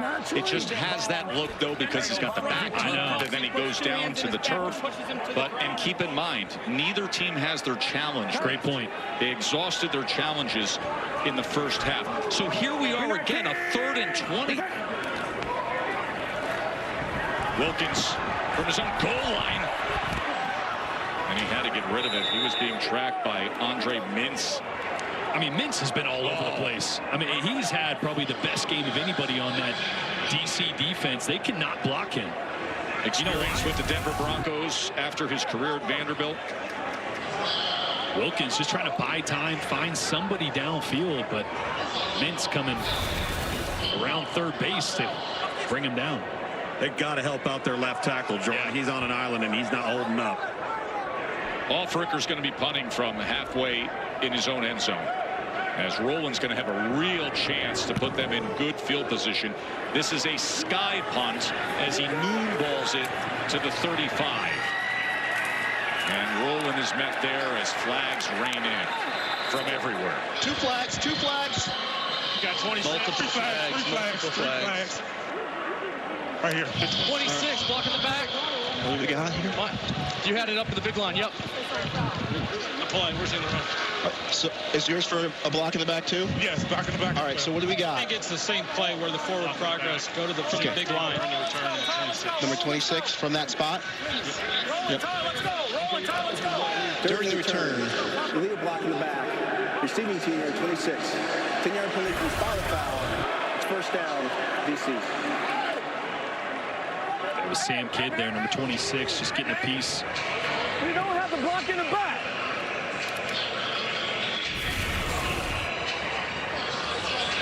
Shannon Harris has done a great job since taking over this head coaching position. Great shot there of Seneca Wallace on the right, going back over. That pass to Ja'Cour Pearson with his quarterback Manny Wilkins, trying to make some corrections, get this offense back on track. Fakes the short pitch, and then Ta'amu is tackled immediately as he's brought down by Mike Rose. I mean, it's just such a good play by Rose. That was the first quarterback design run. We talked about getting Jordan Ta'amu to use his legs and how dangerous he can be. Good blocking out in front, but Rose came from the backside, just knifed through that A-gap and blew it up in the backfield.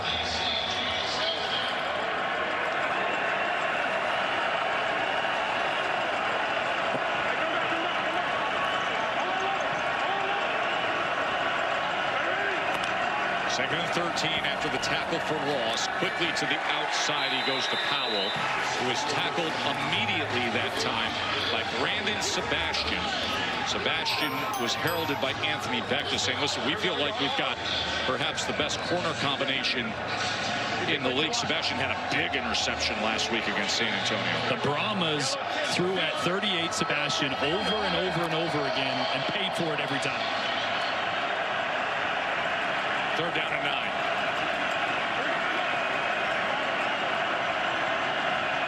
Get one-on-one blocks across the board. Watch Feeney here. So Amu on 3rd and 9, and he gets it complete for a first down just short of midfield to Ben Bresnahan, who scored the key fourth quarter go-ahead touchdown last week. Well, we just said Mike Rose blew up the last play. This time he's in coverage on Ben Bresnahan, and look at that throw, threading the needle. That is a NFL caliber throw by Jordan Ta'amu there. Tight coverage by Rose. Well, your Vandy guys are playing well today. They are. Bresnahan is Go Doors. Anchored down. And getting free is Abram Smith. Abram Smith, how did he get out of that? And makes the most of it for a first down, a 12-yard run. Good in short space. Well, that's a great job. We mentioned kind of the rust that Abram Smith has been knocking off after missing all of last year. Great read here. Stays on his feet, cut back. Makes 2 or 3 guys miss. That's what they need. Sometimes the blocking's not going to be perfect. You just need your star running back to make something out of nothing. Just be better than the other guy, and he was there.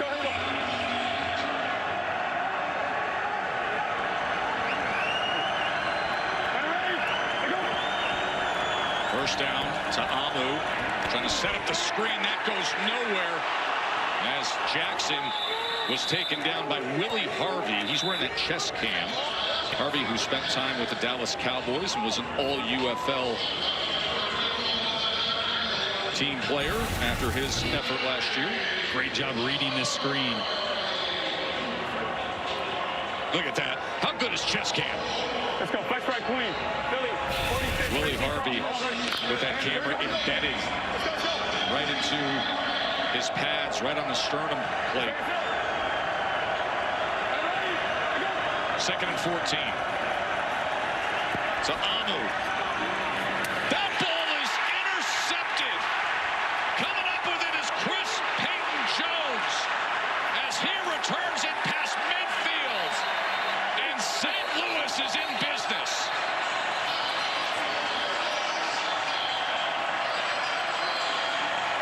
Boy, well, somebody ran a wrong route on the outside. There's some confusion because you got Chris Rowland running a corner route, running almost right into Cornell Powell. Watch at the top right of your screen. Rowland's going to run almost right into Powell. Two guys in the same spot. Neither of them looking for the ball. They're looking at each other, and that ball sails right into the hands of Chris Payton-Jones, just sitting there. One of those guys is wrong. It might be Cornell Powell running kind of a curl route when you have a corner route running into you. Not sure what the play call was, but never want to have two guys in the same spot. And there's one of those turnovers, and St. Louis now with a chance to answer, get back on top here at the Dome.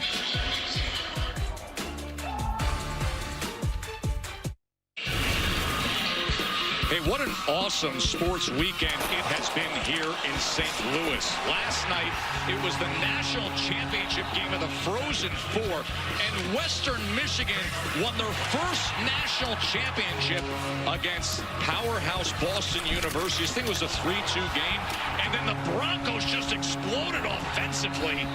The final ended up being 6-2, so congratulations to Western Michigan just down the street, taking the Frozen Four, the national championship. And come Tuesday, the push for the playoffs for the NHL, the final week of the regular season. 2 games for you, Panthers and Lightning at 7:30, then the Kings and Kraken fall. Great hockey weekend here in St. Louis. So many of those BU fans were dejected in the lobby this morning. I was sitting there having coffee, listening to those Boston accents. And as a BC guy, you were just hated it. I just hated it as a BC guy.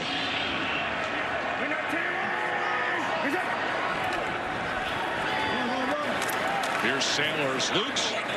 Yeah, here with quarterbacks coach Seneca Wallace. Coach, you get the turnover, positive momentum as he's trying to coach the quarterbacks right now. When you're trying to get the message across to the quarterback and things haven't gone as planned, what do you think is the best way of accomplishing that? You got to get him back on track. I mean, it's very hard against this DC team. They're making it very complicated for us on 1st and 2nd down. And so what we got to do is kind of simplify things, start with a good run like we just did on that last series or this first play. So hopefully we get something positive here for him. Thanks, Coach. Thank you. Sailors again trying to get to the outside, but the pursuit down the line is right there with them every step of the way with Deontay Anderson and Anthony Hines. Yes, DC defense, like Seneca Wallace just mentioned, has been mixing everything up on 1st down. They're stacking everybody at the line of scrimmage. They're rolling in and out of coverages. They're changing their fronts, which is really confusing the offensive line. I think just no push, no consistent push by the St. Louis offensive line, which is not what we're used to seeing. 3rd down and 7.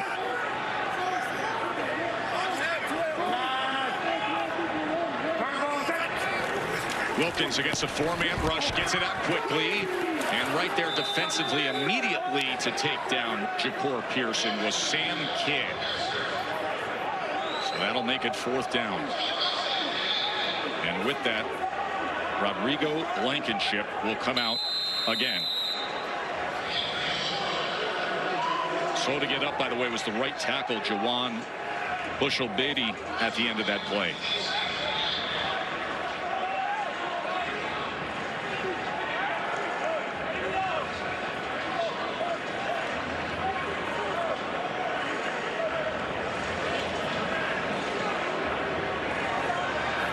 Been an interesting game to this point. St. Louis coming up with the turnover moments ago. And Blankenship tasked with trying to draw them within field goal margin again here. Yeah, not really what we expected to see. I've been really impressed with the DC defenders defense. Remember, Greg Williams stepped aside this week, so his son Blake Williams stepped into this play calling role for the first time this year, and he's done a great job of mixing things up and really confusing this St. Louis offensive line.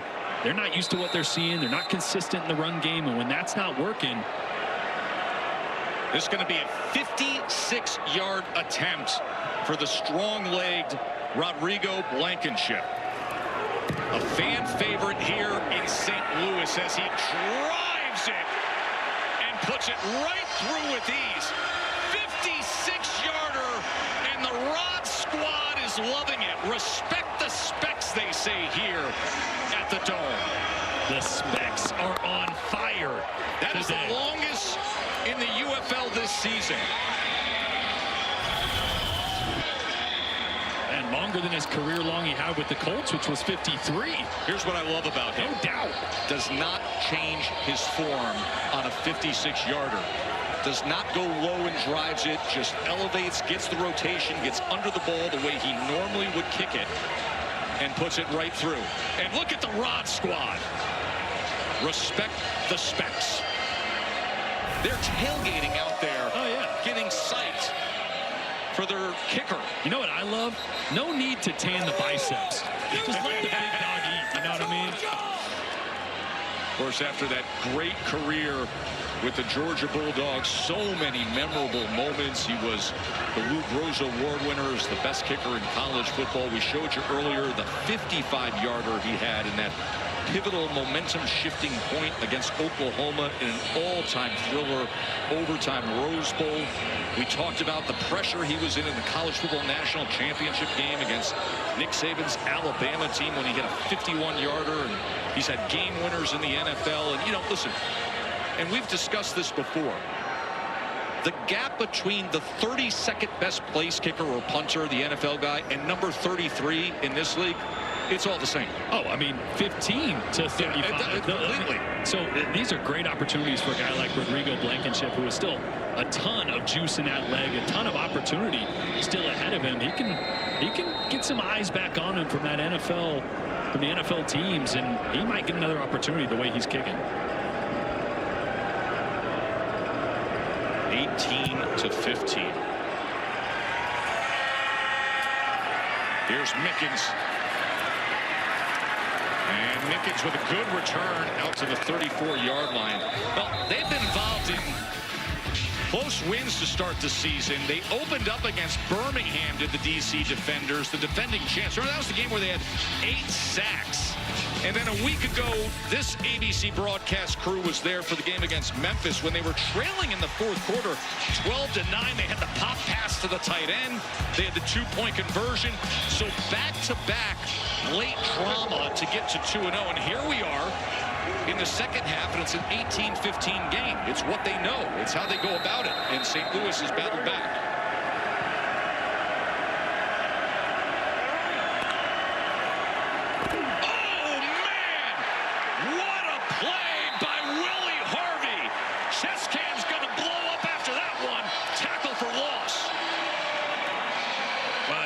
Durant, the left tackle, is tasked with coming all the way across and trying to block Willie Harvey, who came right through the B gap, and you're going to see a great angle of it of the chest cam. How good is that? You know what you didn't see? Anybody trying to block it, and that was the problem. Durant trying to come all the way across the line of scrimmage, couldn't get there in time. Folks, in our business, we call that eye candy, and you just got a whole dose of sugar with that chest cam. Abram Smith now weaving his way, keeping his balance and spinning ahead, and making up much of the yardage after the TFL. Well, what a huge answer there. That's the second time in the last 2 drives that Abram Smith has made something happen by breaking a tackle, starting to really find his rhythm. 3rd down and 1. 14 yards by Smith. And he goes straight ahead and bulldozes. This is exactly what he's capable of, Jordan. Yeah, and great push up there from that DC offensive line. You go back to 2023, he led the XFL in rushing, all XFL that season. He was the best running back. Obviously tore his ACL in camp last year, missed the whole season. Just his third game back, and he's looking closer and closer to that 2023 form. He also had a 218-yard rushing game here. To Amu, diving effort by Roland, incomplete.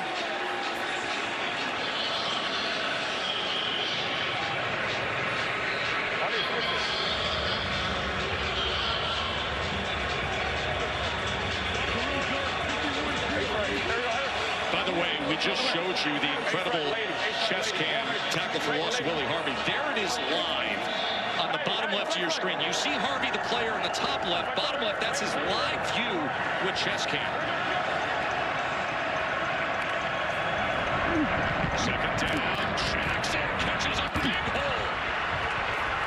Down, Jackson. Chunk play, defenders. Yeah, watch Quinterio Cole just get completely lost with his eyes in the backfield. He's got to be run support on the left side. He follows the tight end across and opens up a huge hole for Deion Jackson. Goes for 29 yards. First down, DC. Quick strike to the outside. Here's Powell as Powell dives ahead. And he gets the ball down to the 10-yard line. This should be first and goal, defenders. Quick strike, quick strike, quick strike. Yeah, the tempo is when this offense feels really comfortable. Flag comes down as Amo throws it to the end zone, and it's incomplete. Looking for Ty Scott. Was covered by Peyton Jones, who had the interception earlier. Defense too many. Number 51 did not get off the field. Illegal substitution, 12 men to fill the snap. Defense, 5-yard penalty. It's first down. And you mentioned it, that tempo. Got a penalty, and this is where DC has got to get a touchdown.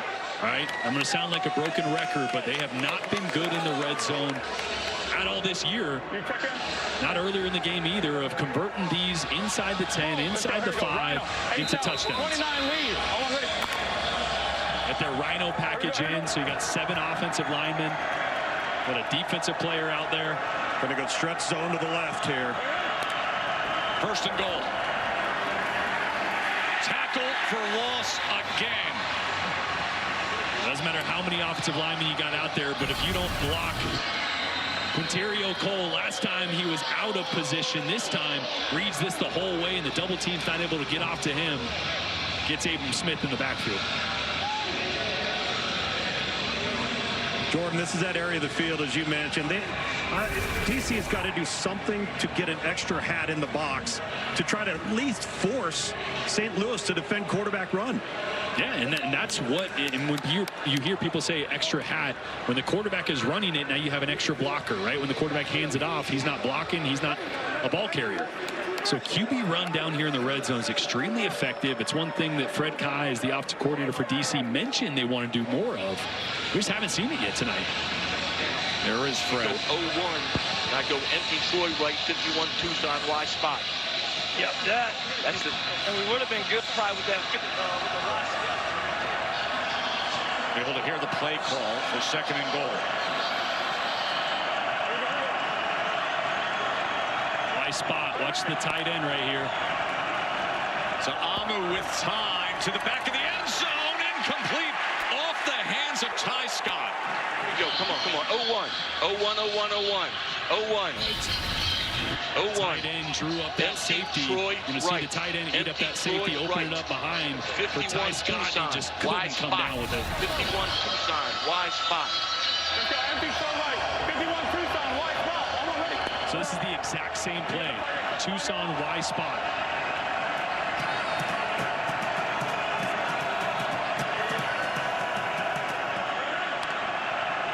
The dome is roaring for a stop on third down. Ta'ama looking to extend the play. Directing traffic to the end zone. And it is incomplete. Defense does their job. Cornell Powell couldn't secure it. It was really the pass rush that made Ta'amu uncomfortable. Cornell Powell comes open. But Dalmapenu was at his feet, forced him to scramble. And another big stop here in the red zone and another field goal attempt for DC. McCrane has made from 30 and from 42. This will be a short attempt from 27.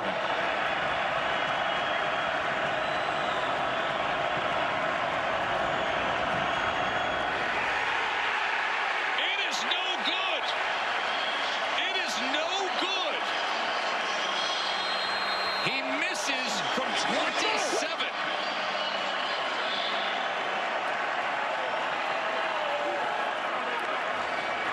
And it remains just a 3-point margin. Missed opportunities for DC.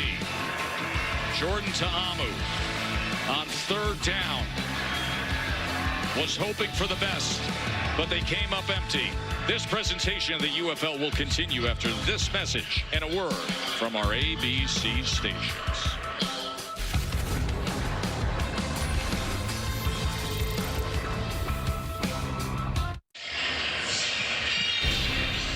A reminder, this year the NFL Draft is going to be in Green Bay. Can you imagine the scene in Green Bay? 3 days. Every pick's going to be on ESPN, also on the NFL Network, and then ABC with that great coverage of the prospect's journey to the draft.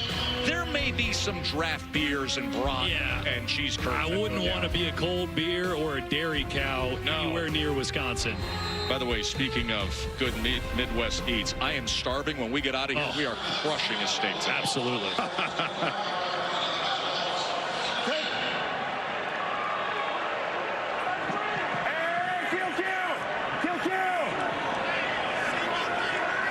So after the missed short field goal attempt, St. Louis takes possession, only trailing by 3.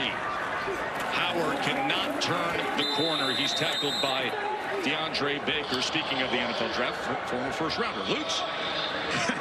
As Max Duggan here, former TCU quarterback. Now, you're getting the call in your helmet. So you're hearing it. You're going through it in your mind. Walk us through what's coming here. What just went into Manny Wilkins here in the huddle? Yeah, got the full play call, play action shot here. We're going to have a deep pylon and kind of a thumb route, what we call it, and then our flat. So we're going to see if we take a shot. And Manny's gonna do a good job. What should his progression be? High to low here. Let's see that high to low progression on 2nd and 11. But the pressure got to him, so he had to check down to the tight end, and that's Chase Allen. Check downs get first downs, right, Max? Yep, Manny's doing a good job. He's seen it well right now. When we hear some of the stuff pre-snap, we hear turbo, we hear relax. What does some of that stuff mean for you guys? I apologize, I didn't hear anything. I heard the play call. Yeah, we're going to have a mesh with a deep cross and an in route, and then back is going to be out on a row route. 3rd and 5. Let's look for that mesh and that in cut. On 3rd and 5, Max Duggan, of course, who led TCU to the national championship game with Tom. Wilkins pressured again, but somehow is able to find Jake Sutherland. How about that from Manny Wilkins and Sutherland to move the chains? Yeah, it's a great job of buying time. This is one of those off-schedule throws I mentioned earlier in the game. Reminds me a little bit of Patrick Mahomes and the way he can get creative outside the pocket. And, man, did they need that there. First down, you can kind of feel the collective sigh come out of that sideline. Something positive happening. By the way, defensive back Bryce Thompson is still down on the turf at the end of that play. He's one of the starters for the defenders. Great to have the access, as you can see him pointing towards his shoulder. It's great to have the access with Tom Luginbill and Max Duggan, who most famous for leading TCU on that magical run in the 2022 season, the college football playoff national championship game against Georgia, the come from behind victories on the road all season long, and then beating the heavily favored Michigan Wolverines in the Fiesta Bowl 51-45 in a shocker. Luke's?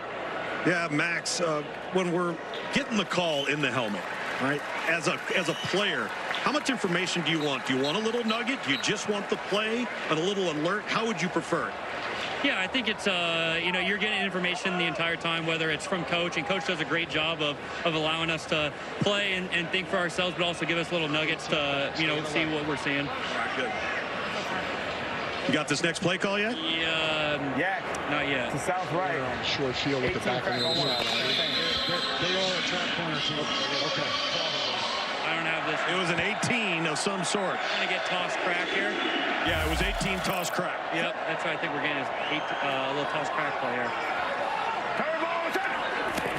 There's the toss to Sailors, and he is taken down by DeAndre Baker.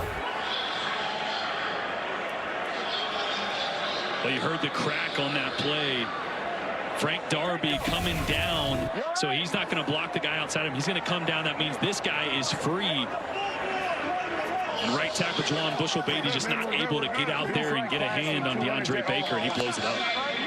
By the way, that is now 9 TFLs to DC defenders. 9 tackles for loss.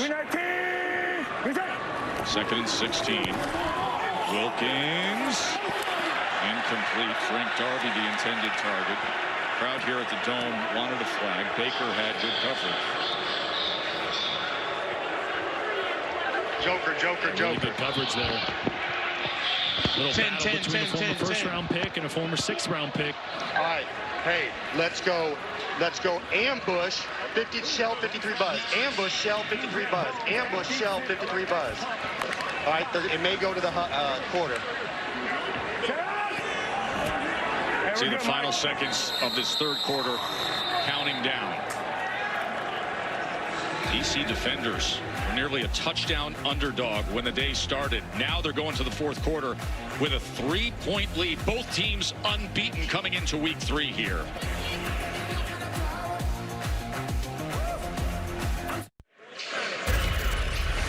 As we get ready for this 4th quarter, let's look at our game flow brought to you by Progressive. Yeah, it's been explosive plays, and it started with DC and Jordan Ta'amu hitting Ty Scott down the field on a big post. This blew the game wide open, but St. Louis had an answer. Manny Wilkins dials one up downfield to Frank Darby on a double move, delivers under pressure to answer back, and then Jordan Ta'amu continues the quarterback duel, converting in the red zone. But then it was the mistakes. Next time in the red zone, Ty Scott had the big play early, dropped it. They settle for a field goal. It goes wide left, and that's how we end up a field goal difference here with DC up 3.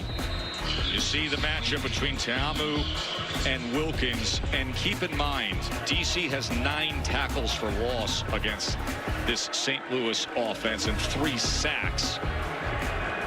There have been moments of big plays. They could use one right now. To start this 4th quarter, it's a 3rd and 16 as he's going to go underneath, and of course that'll be well short of the line to make as he just gets it to the running back Sailors. It's been a frustrating night for Anthony Beck and this St. Louis Battlehawks team, especially on offense. See Phil McGagan there just trying to figure out what the answer is. They've been confused by this DC defense. Haven't been able to run the football, which is what unlocks this offense. And credit to Blake Williams taking over play calling duties for his dad. He's dialed it up tonight. Offringer on to punt away. As he umbrellas this to the 14-yard line where Mickens is on the return. Eric? Coach Williams, your first game as defensive coordinator, you guys have been attacking, aggressive, 9 tackles for loss. What has the mindset been all day? That's been the mindset exactly right there, right? We got to stop the run. We got to contain the quarterback, keep the ball in front of us. We got to let that one double move out, all right, and attack and play on their side of the line of scrimmage. What do you want to see from your boys the rest of the night? Finish, and it's just time to score on defense. We've got some takeaways this year. We've got some sacks, forced fumbles, interceptions. It's time for us to score on defense to take the next step on being that dominant championship level defense. Thank you, Coach. Thank you. Blake Williams, his dad Greg, of course, long-time NFL defensive coordinator. Blake himself was a coordinator here in St. Louis.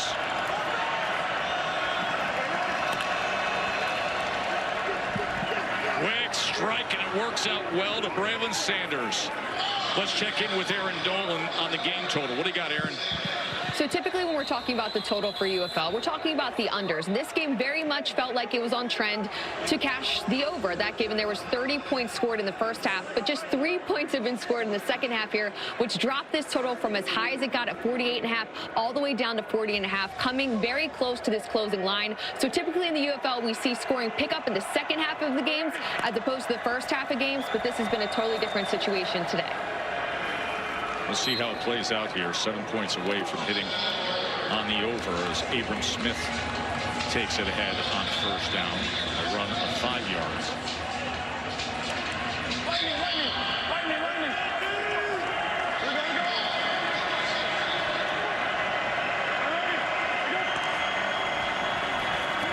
Smith again, and he hits the seam, and that will be good to move the chains. Starting to see those tough runs go in favor of DC as Abram Smith is able to just pick up 4 here, 6 here. Allows DC to get in that tempo that they love. So Amu on first down. Pressure up the middle as he throws it away. Chris Rowland was the closest man to it. Hurry up. Second and 10. Yeah. Spread left. No, hold on, right. Spread right. Spread Boca right. Smoke 52 Cappy. Boca Smoke 52 22 Cappy. Boss. X glance. In. 22 Boss. X glance. Yeah. You got.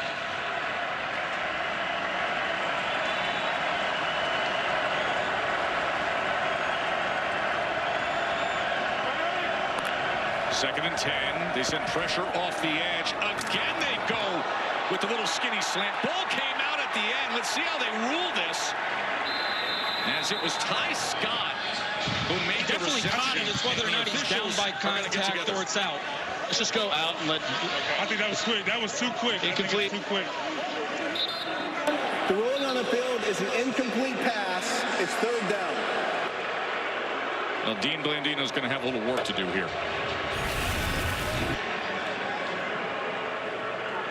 You see Ty Scott, you're going to see, looks like he's got control of the ball, and then the ground is what knocked that out. Obviously, you heard them sort through the traffic there, saying it seemed too quick, right? Too quick for him to have control. To me, I felt like a catch and down by contact there as his elbow hits the ground, and then it pops out. It was a really good read by Jordan Ta'amu. They called that 22 Boss with an X glance backside. Pressure came, and they hit the glance for a big gain. Let's bring in Dean Blandino from our replay command center. Dean? So what we're looking for after the receiver gets control in both feet, he has to perform an act common to the game, take an additional step, do something with it. He gets hit immediately. He goes to the ground. The ball came out. The officials ruled it incomplete on the field, and we're able to look at it. Not enough to change to a catch and down. Thank you, Dean. Incomplete pass. It'll be third down and 10.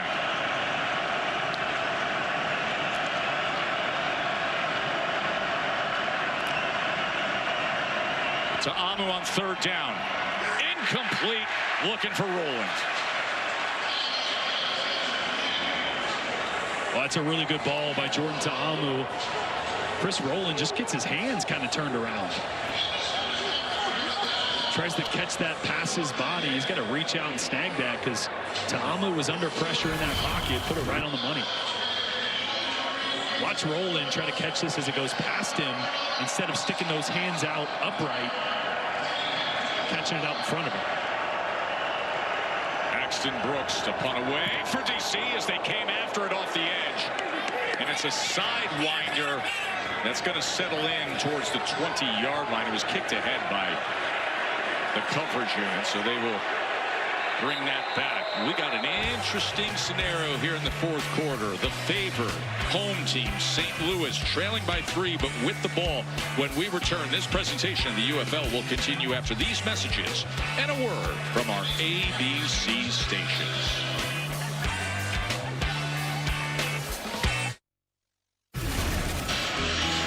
Boy, a really fun week 3 in the UFL, second season of the merged spring football leagues, as we were able to see Birmingham get by late And then another close one with late drama as Memphis was knocking on the door, but Houston held on to win. And then earlier today, a missed field goal determined it up in Detroit as the Panthers got their second win of the season. And now this, the battle that everybody is focused on, comes down to a critical fourth quarter. Yeah, Bryce Perkins having a big game for Michigan, even though he didn't get the start. They started Danny Etling in that game, but Mike Nolan and that squad looking really good. We had them week 1. I think they're a good football team. And the Roughnecks, how about that, getting out of the loss column, getting a W on the board.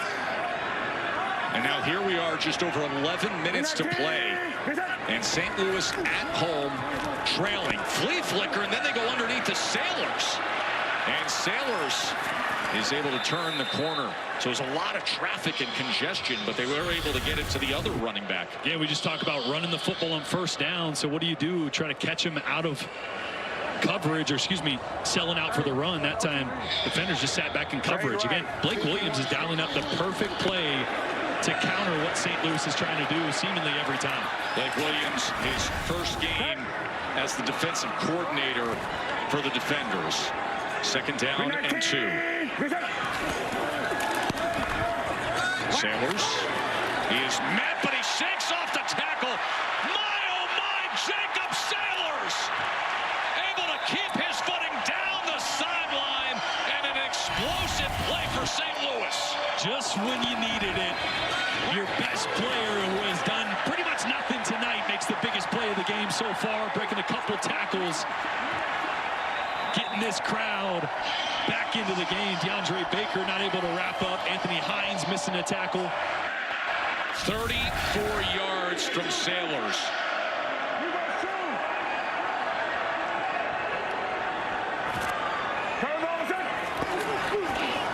Howard straight ahead. And Howard gets himself down to the 32-yard line. We mentioned it, Sailors a week ago.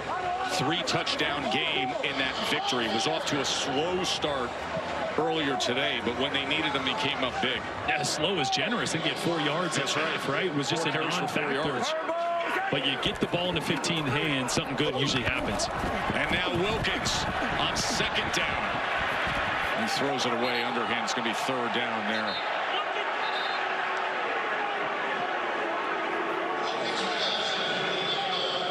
Anthony Beck, the head coach, was looking on. I think some of the crowd was looking for a late hit here. Anthony Hines was coming in and he gave that little shove to the shoulder. Yeah, a little shove, maybe a little acting job by Wilkins there. You can't hate it on us quarterbacks trying to get every penalty and advantage we can get. Tennessee on 1. Gotta go. Gotta go, go.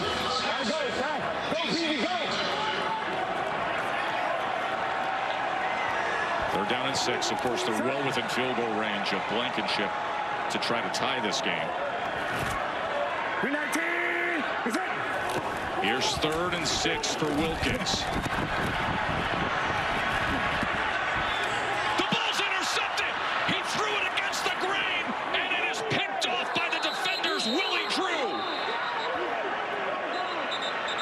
A flag is down at the 38-yard line. But Willie Drew and Blake Williams' defense just silenced this roaring crowd in the second half at the Dome.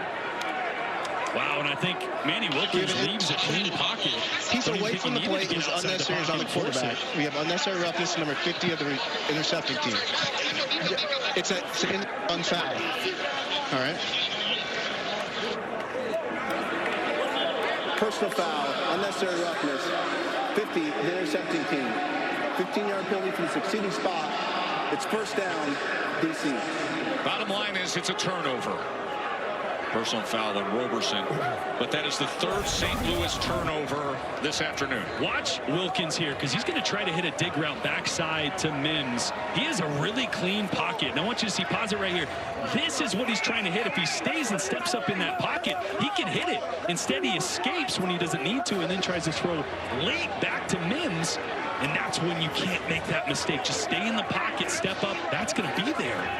So a little antsy, a little early to leave the pocket there was a big mistake by Manny Wilkins. And Jordan, what a Cardinal sin to throw it back across your body there, right on the run. And Anthony back down here, just putting his arm around Manny Wilkins, having a bit of a teaching moment. But the way he approached him is one of the reasons why this team responds to Anthony Beck. Well, to your point there, too, you just got to know as a quarterback, you're in field goal range. You're down 3 points. Yep. Right? So just whatever you do, throw it out of bounds, you're fine. So one of those mistakes we're not used to seeing Manny Wilkins make.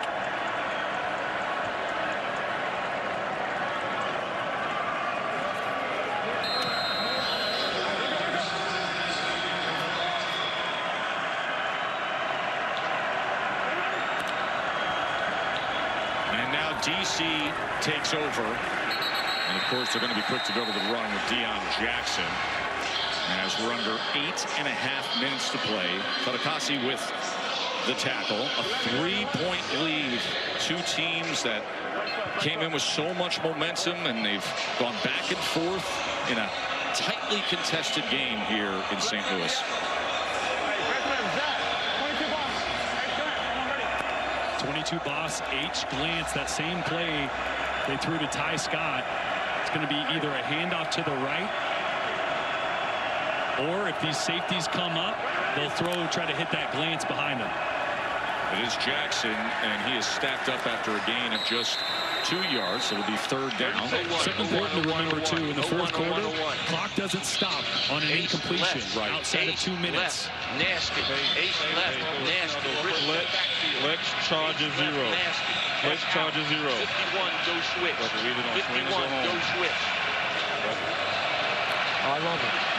DC defensive coordinator Donnie Abraham, the former Pro Bowler in the NFL.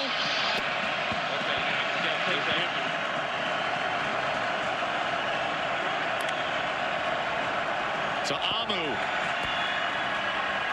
is able to get it complete to Briley Moore on 3rd and 6, all the way downfield to the 45-yard line. This is such a good throw. He's going to have some pressure in his face right as he lets this go early. Puts enough air on it. And Moore was able to turn around and make a play on that one. That's a big-time throw by Tamu. 22-yard reception. Fresh set of downs for DC to continue to work that clock.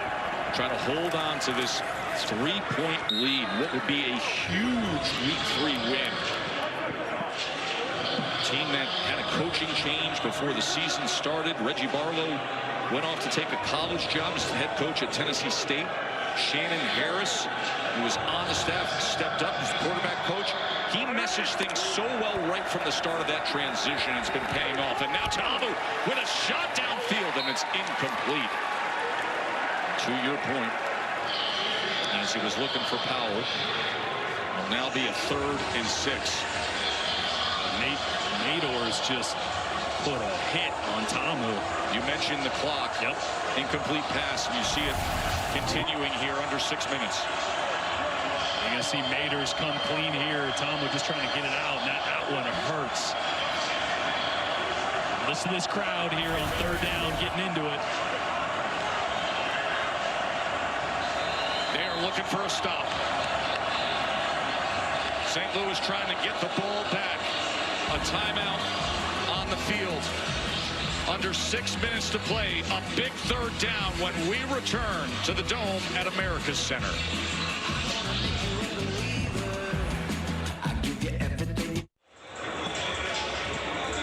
The XFL conference side of this UFL is really interesting here as we look to wrap up Week 3. There's going to be a 3-0 team coming out of this today. And you got Arlington sitting there at 2-1. Remember, the top 2 teams will advance to the conference championship.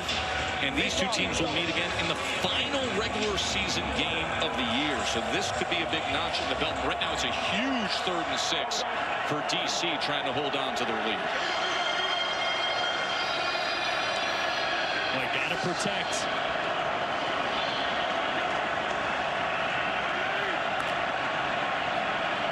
St. Louis showing pressure. Let's see if they keep it on. So Amu on 3rd and 6. Look at the time he has. And he gets it complete to Mickens.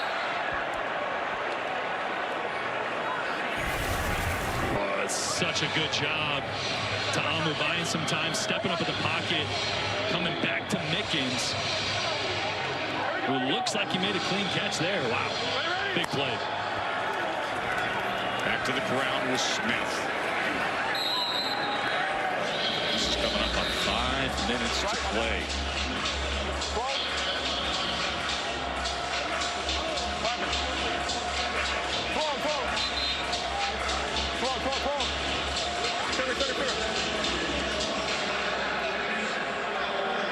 It's first down. Shannon Harris. Twins right, 29. Alert. Anthony Beck, anxious on the other sideline. Twins right, 29. Alert, 23. Duo. Skin.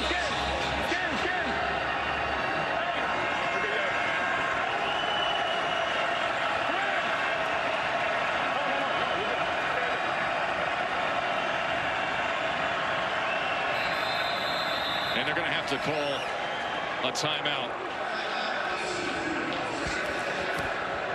Skin.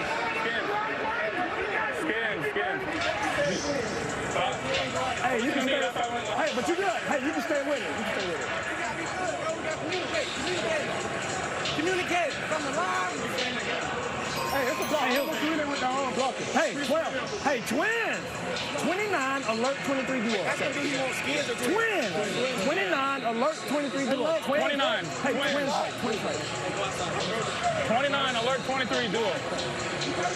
Yes, I will. 29, alert 23 duo. So this is a run-to-run check. So you have an outside run to the left or more of an inside zone duo play, more up the gut. Ta'amu's going to come up to the line of scrimmage, see what front, see the numbers, make an adjustment if he needs to. There should be a run to the left either way, though.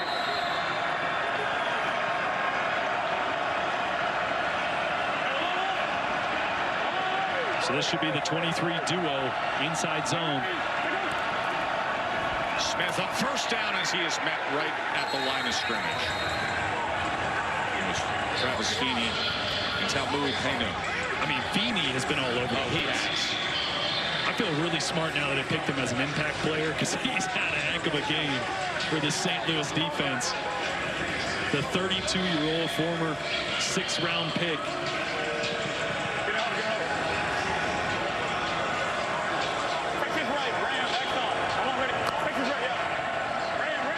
Second and 5.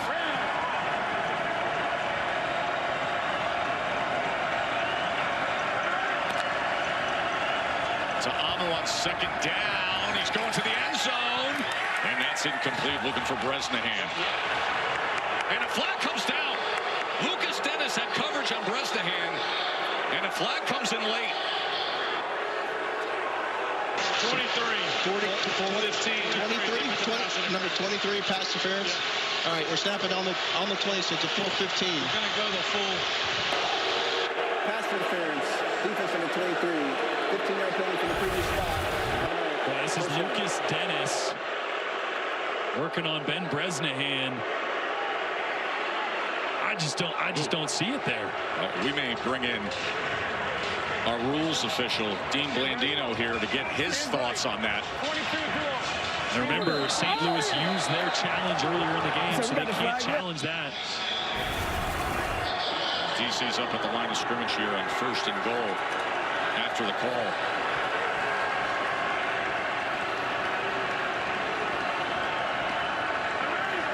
So the defensive pass interference, and now Smith straight ahead, keeps his balance, and then is wrapped up. All right, Dean, what are your thoughts on the DPI call? Well, it's an interesting play. You have a couple of officials looking at that, and the deep wing official didn't throw the flag. It was the back judge in the middle of the field that had a good look of the grab on the inside arm. That's what they called. The receiver was trying to get that both hands up to make the play, and it was that inside arm that was being held. The back judge had a good look at it, and that's why the flag was thrown. And that is why we are in the position here of a 2nd and goal for DC. Smith going to test the left side, and again, good pursuit from the Battlehawks front. Again, you just saw the red zone numbers. They've struggled here all year. This has been the difference. Time and time again, they get down here and get 3 points instead of 6. Jordan, it feels like you want to run your QB here. Yes. They said it all broadcast. Yes.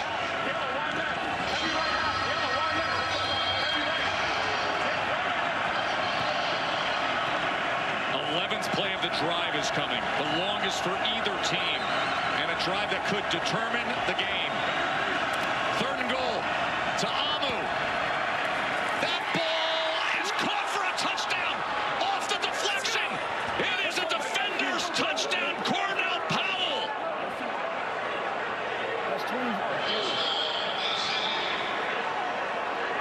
Wow.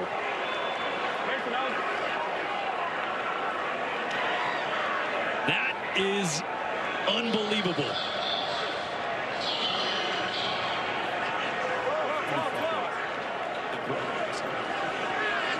Kind of reflective of the day that they've had today, isn't it?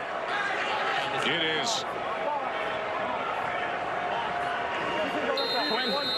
Well, we're going to see another reason why you want to save that challenge for late in a tight game when we see the replay of that last one.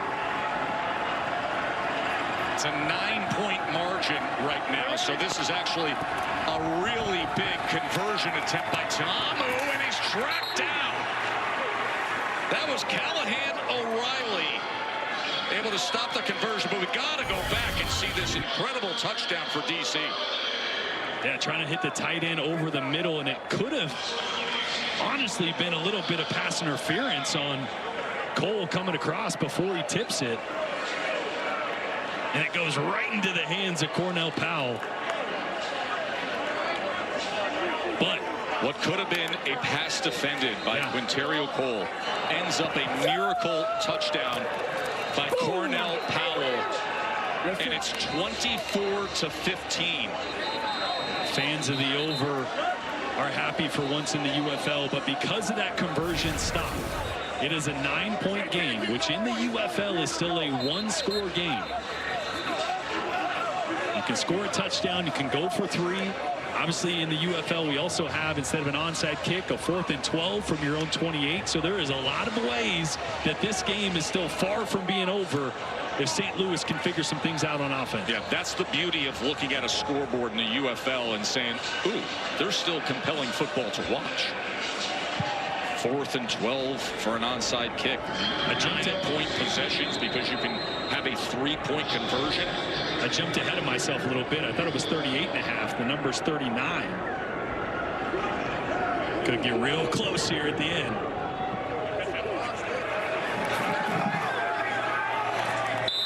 So it's going to be 2:21 to play with. Eric? Jordan, obviously a massive score right there. You guys marched down the field. Big concentration catch by your receiver. What happened that drive? I mean, it was great all around. I mean, that last play, that was all God right there. We had a mesh concept, try to hit Mason on that mesh, and then let go and let God. So that last play was good, but we did a good job driving, and that's what we wanted, to hold the ball a long time, drive, and then finish and score. You bring up that drive, longest of the game. What does that say about this offense? This offense can do it all. We can score fast, and we can endure the clock, and we can score. So that's the main thing. That's what we wanted to do, is finish. And offense did a good job. Appreciate you. Now, what can Manny Wilkins do? As he goes underneath the Sailors, and Sailors is dragged down as he is tackled by Hines. I think Frank Darby, number 2 for St. Louis, is going to have to make a play. Had the big double move touchdown earlier.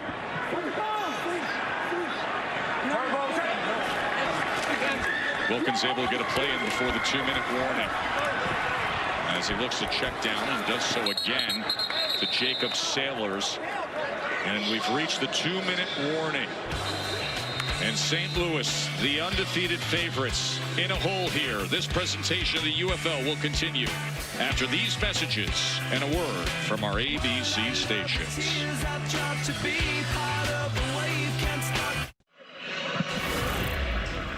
How about that last drive by DC that went 11 plays and had a fabulous finish, Jordan? Yeah, Ta'amu was nearly perfect, hitting his tight end down the seam, and then buying a little time, stepping up in the pocket and finding Mickens over the middle to set up a lob into the end zone that ended up being what I think a little controversial Little grab of the left hand there, but a PI that set up a play right in the red zone. And when it's your night, it's your night. The ball bounces to Cornell Powell.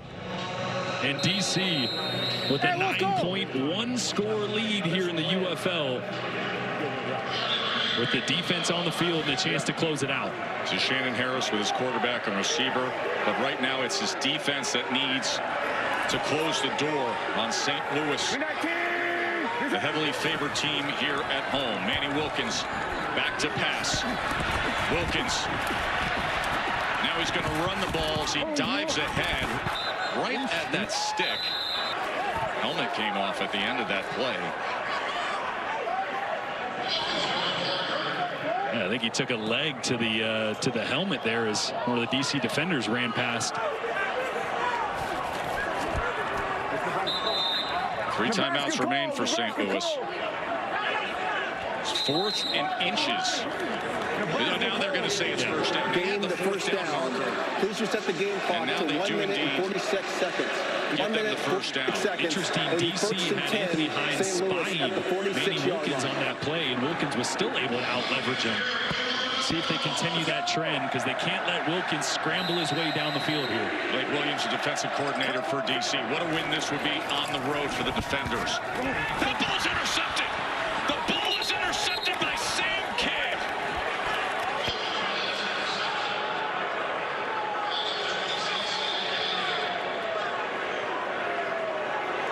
Sam Kidd comes up huge. Yeah, and it was Joe Wallace, number 99, one of the leaders of the defensive front, that gets right in the face. Watch Wallace come right around the corner, get in the face of Manny Wilkins. He can't finish that throw. Has to stop his arm just a little short. Doesn't end up getting it outside.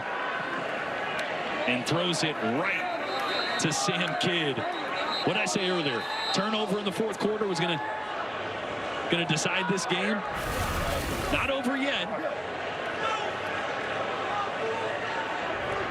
But a massive play for DC, and Phil McGagan is just frustrated. What was the best offense in the UFL coming into the game has been stymied tonight by this DC defenders. That shot you saw of Manny Wilkins, the bruises, the sweat, the pain, the toil of what it takes as Abram Smith looks to close out this game for what was a very focused and fiery DC team. Shannon Harris has done an excellent job early this season of taking over the head coaching position and guiding this defenders franchise. Well, we had him last week, and I asked him, what's the biggest difference between you and Reggie Barlow? He said, well, energy, right? And you're seeing that. You're seeing a DC team that's playing with a different energy and confidence. Coming up on the final minute. And straight ahead, and there are the fresh set of downs for DC to close this thing out. 4 St. Louis turnovers today, Jordan. 4. Yeah. As they'll use their first timeout. Yeah, Manny Wilkins had played 2 near-perfect games. As I mentioned at the top of the broadcast, completing 75% of his passes. He's been accurate. He's been efficient. And just a little rattled and uncomfortable with no run game today was the difference, and DC capitalized. Let's bring in Aaron Dolan, our betting analyst. Aaron, we had 7 scoring drives in the first half and then just 2 in the second half. I know the closing total was at 39.5, currently sitting at 39 points, so maybe an under is going to hit again, dare I say. But as for Teamu, come on, guys.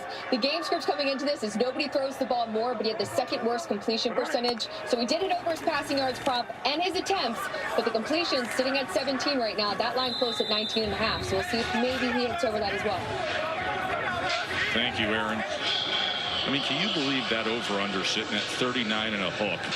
And to think he had 7 scoring drives in the first half, and this thing is going to go under? No way. Half? Brutal. A point? Just almost as brutal as wearing that to the game. Well, they love it here, don't they? You hear those calls of caw. I know, it's great. So many would say arguably the best fans in the UFL. DC Defenders fans and the Beer Snake are pretty good too, but this atmosphere here in St. Louis, where Danny Garcia, the UFL owner, announced at halftime that St. Louis will be hosting the UFL championship game this year. We will have that broadcast right here on ABC in primetime on June 14th. And And this DC team is putting themselves in position to have a heck of a season, working their way to 3-0 if they come away with this, as is expected here in these closing seconds. But that 11-play, 82-yard drive in the fourth quarter, the defensive pass interference that maybe it could go either way, and then the tipped ball, the ball that looked like it was going to be defended, that ends up in the hands of Cornell Powell for a touchdown.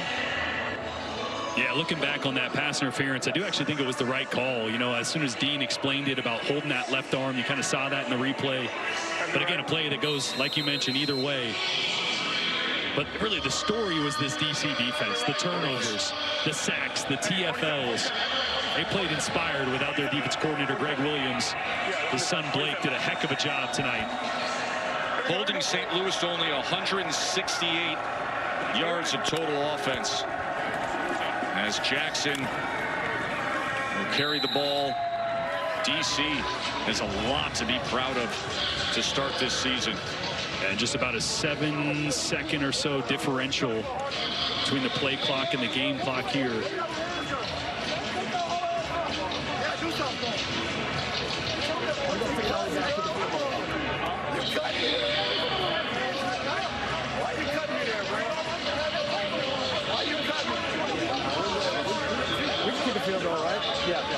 Oh, and Shannon Harris saying they're going to take it down, call a timeout, and kick a field goal here. And they have that one timeout remaining, and they will use it. They will use that last timeout with 8 seconds remaining, as it was 4th down. Well, you can't get 8 seconds off. And hey, we can't get 8 seconds off. So you kick a field goal, or you got to tackle and hold, you know what I'm saying, and run around to get 8 seconds off. Yeah. So you go field goal. Yeah, field goal. Like you said, field goal. Yeah, field goal. Let's go field goal. Let's go field goal. So you hear them discussing the game situation, a field goal, or can you take 8 seconds off the clock? But there are other things that come along with attempting a field goal. No doubt. It's more risky. That's why if you had maybe 5 seconds, quarterback could scramble around, throw the ball way up in the air, and you could get rid of the 8 seconds too long. So this is a very risky. You don't want to be in this situation where you're really just hoping, get the kick off. You don't care if it goes in. I mean, you'd love it to go in, but you just want to make sure it doesn't get blocked and you don't have. And remember the over-under, and we just had that discussion with Aaron Dolan. So you're telling me Aaron Dolan is saying, can you believe this? We had all the scoring in the first half. We're going to get an under here. They're just going to run out the clock. But instead, the over-bettors have a chance with Matt McCrane. And it does. It goes over the total with a 50-yard field goal. Oh, love it. Love to see an over in the UFL. Little backdoor over there. Clean operation, and now again we'll just have 3 seconds. But it being a 2-score game, that was the nail in the coffin. Aaron, how do you like that for a bad beat if you're on the other side of it? Well, guys, I'm just happy we're finally seeing some overs cash, because I was quite frankly sick about talking about the under trend that was continuing to happen. So we have seen overs hit 3 times this weekend, which is just absolutely fun, having some fun with it. And as always, guys, take advantage of the live betting, because this total, for example, we saw it as high as 52.5, and I saw it as low as 33.5. So it really does swing, and you can get some really good value during the game. You just have to sit there and watch the live lines while you're watching this game. Great job today, Aaron. Yeah, Panthers win was 26-23. And then we had the more typical 10-9 Stallions Renegade score that we've seen early on in the UFL. But here it does indeed go over the total number.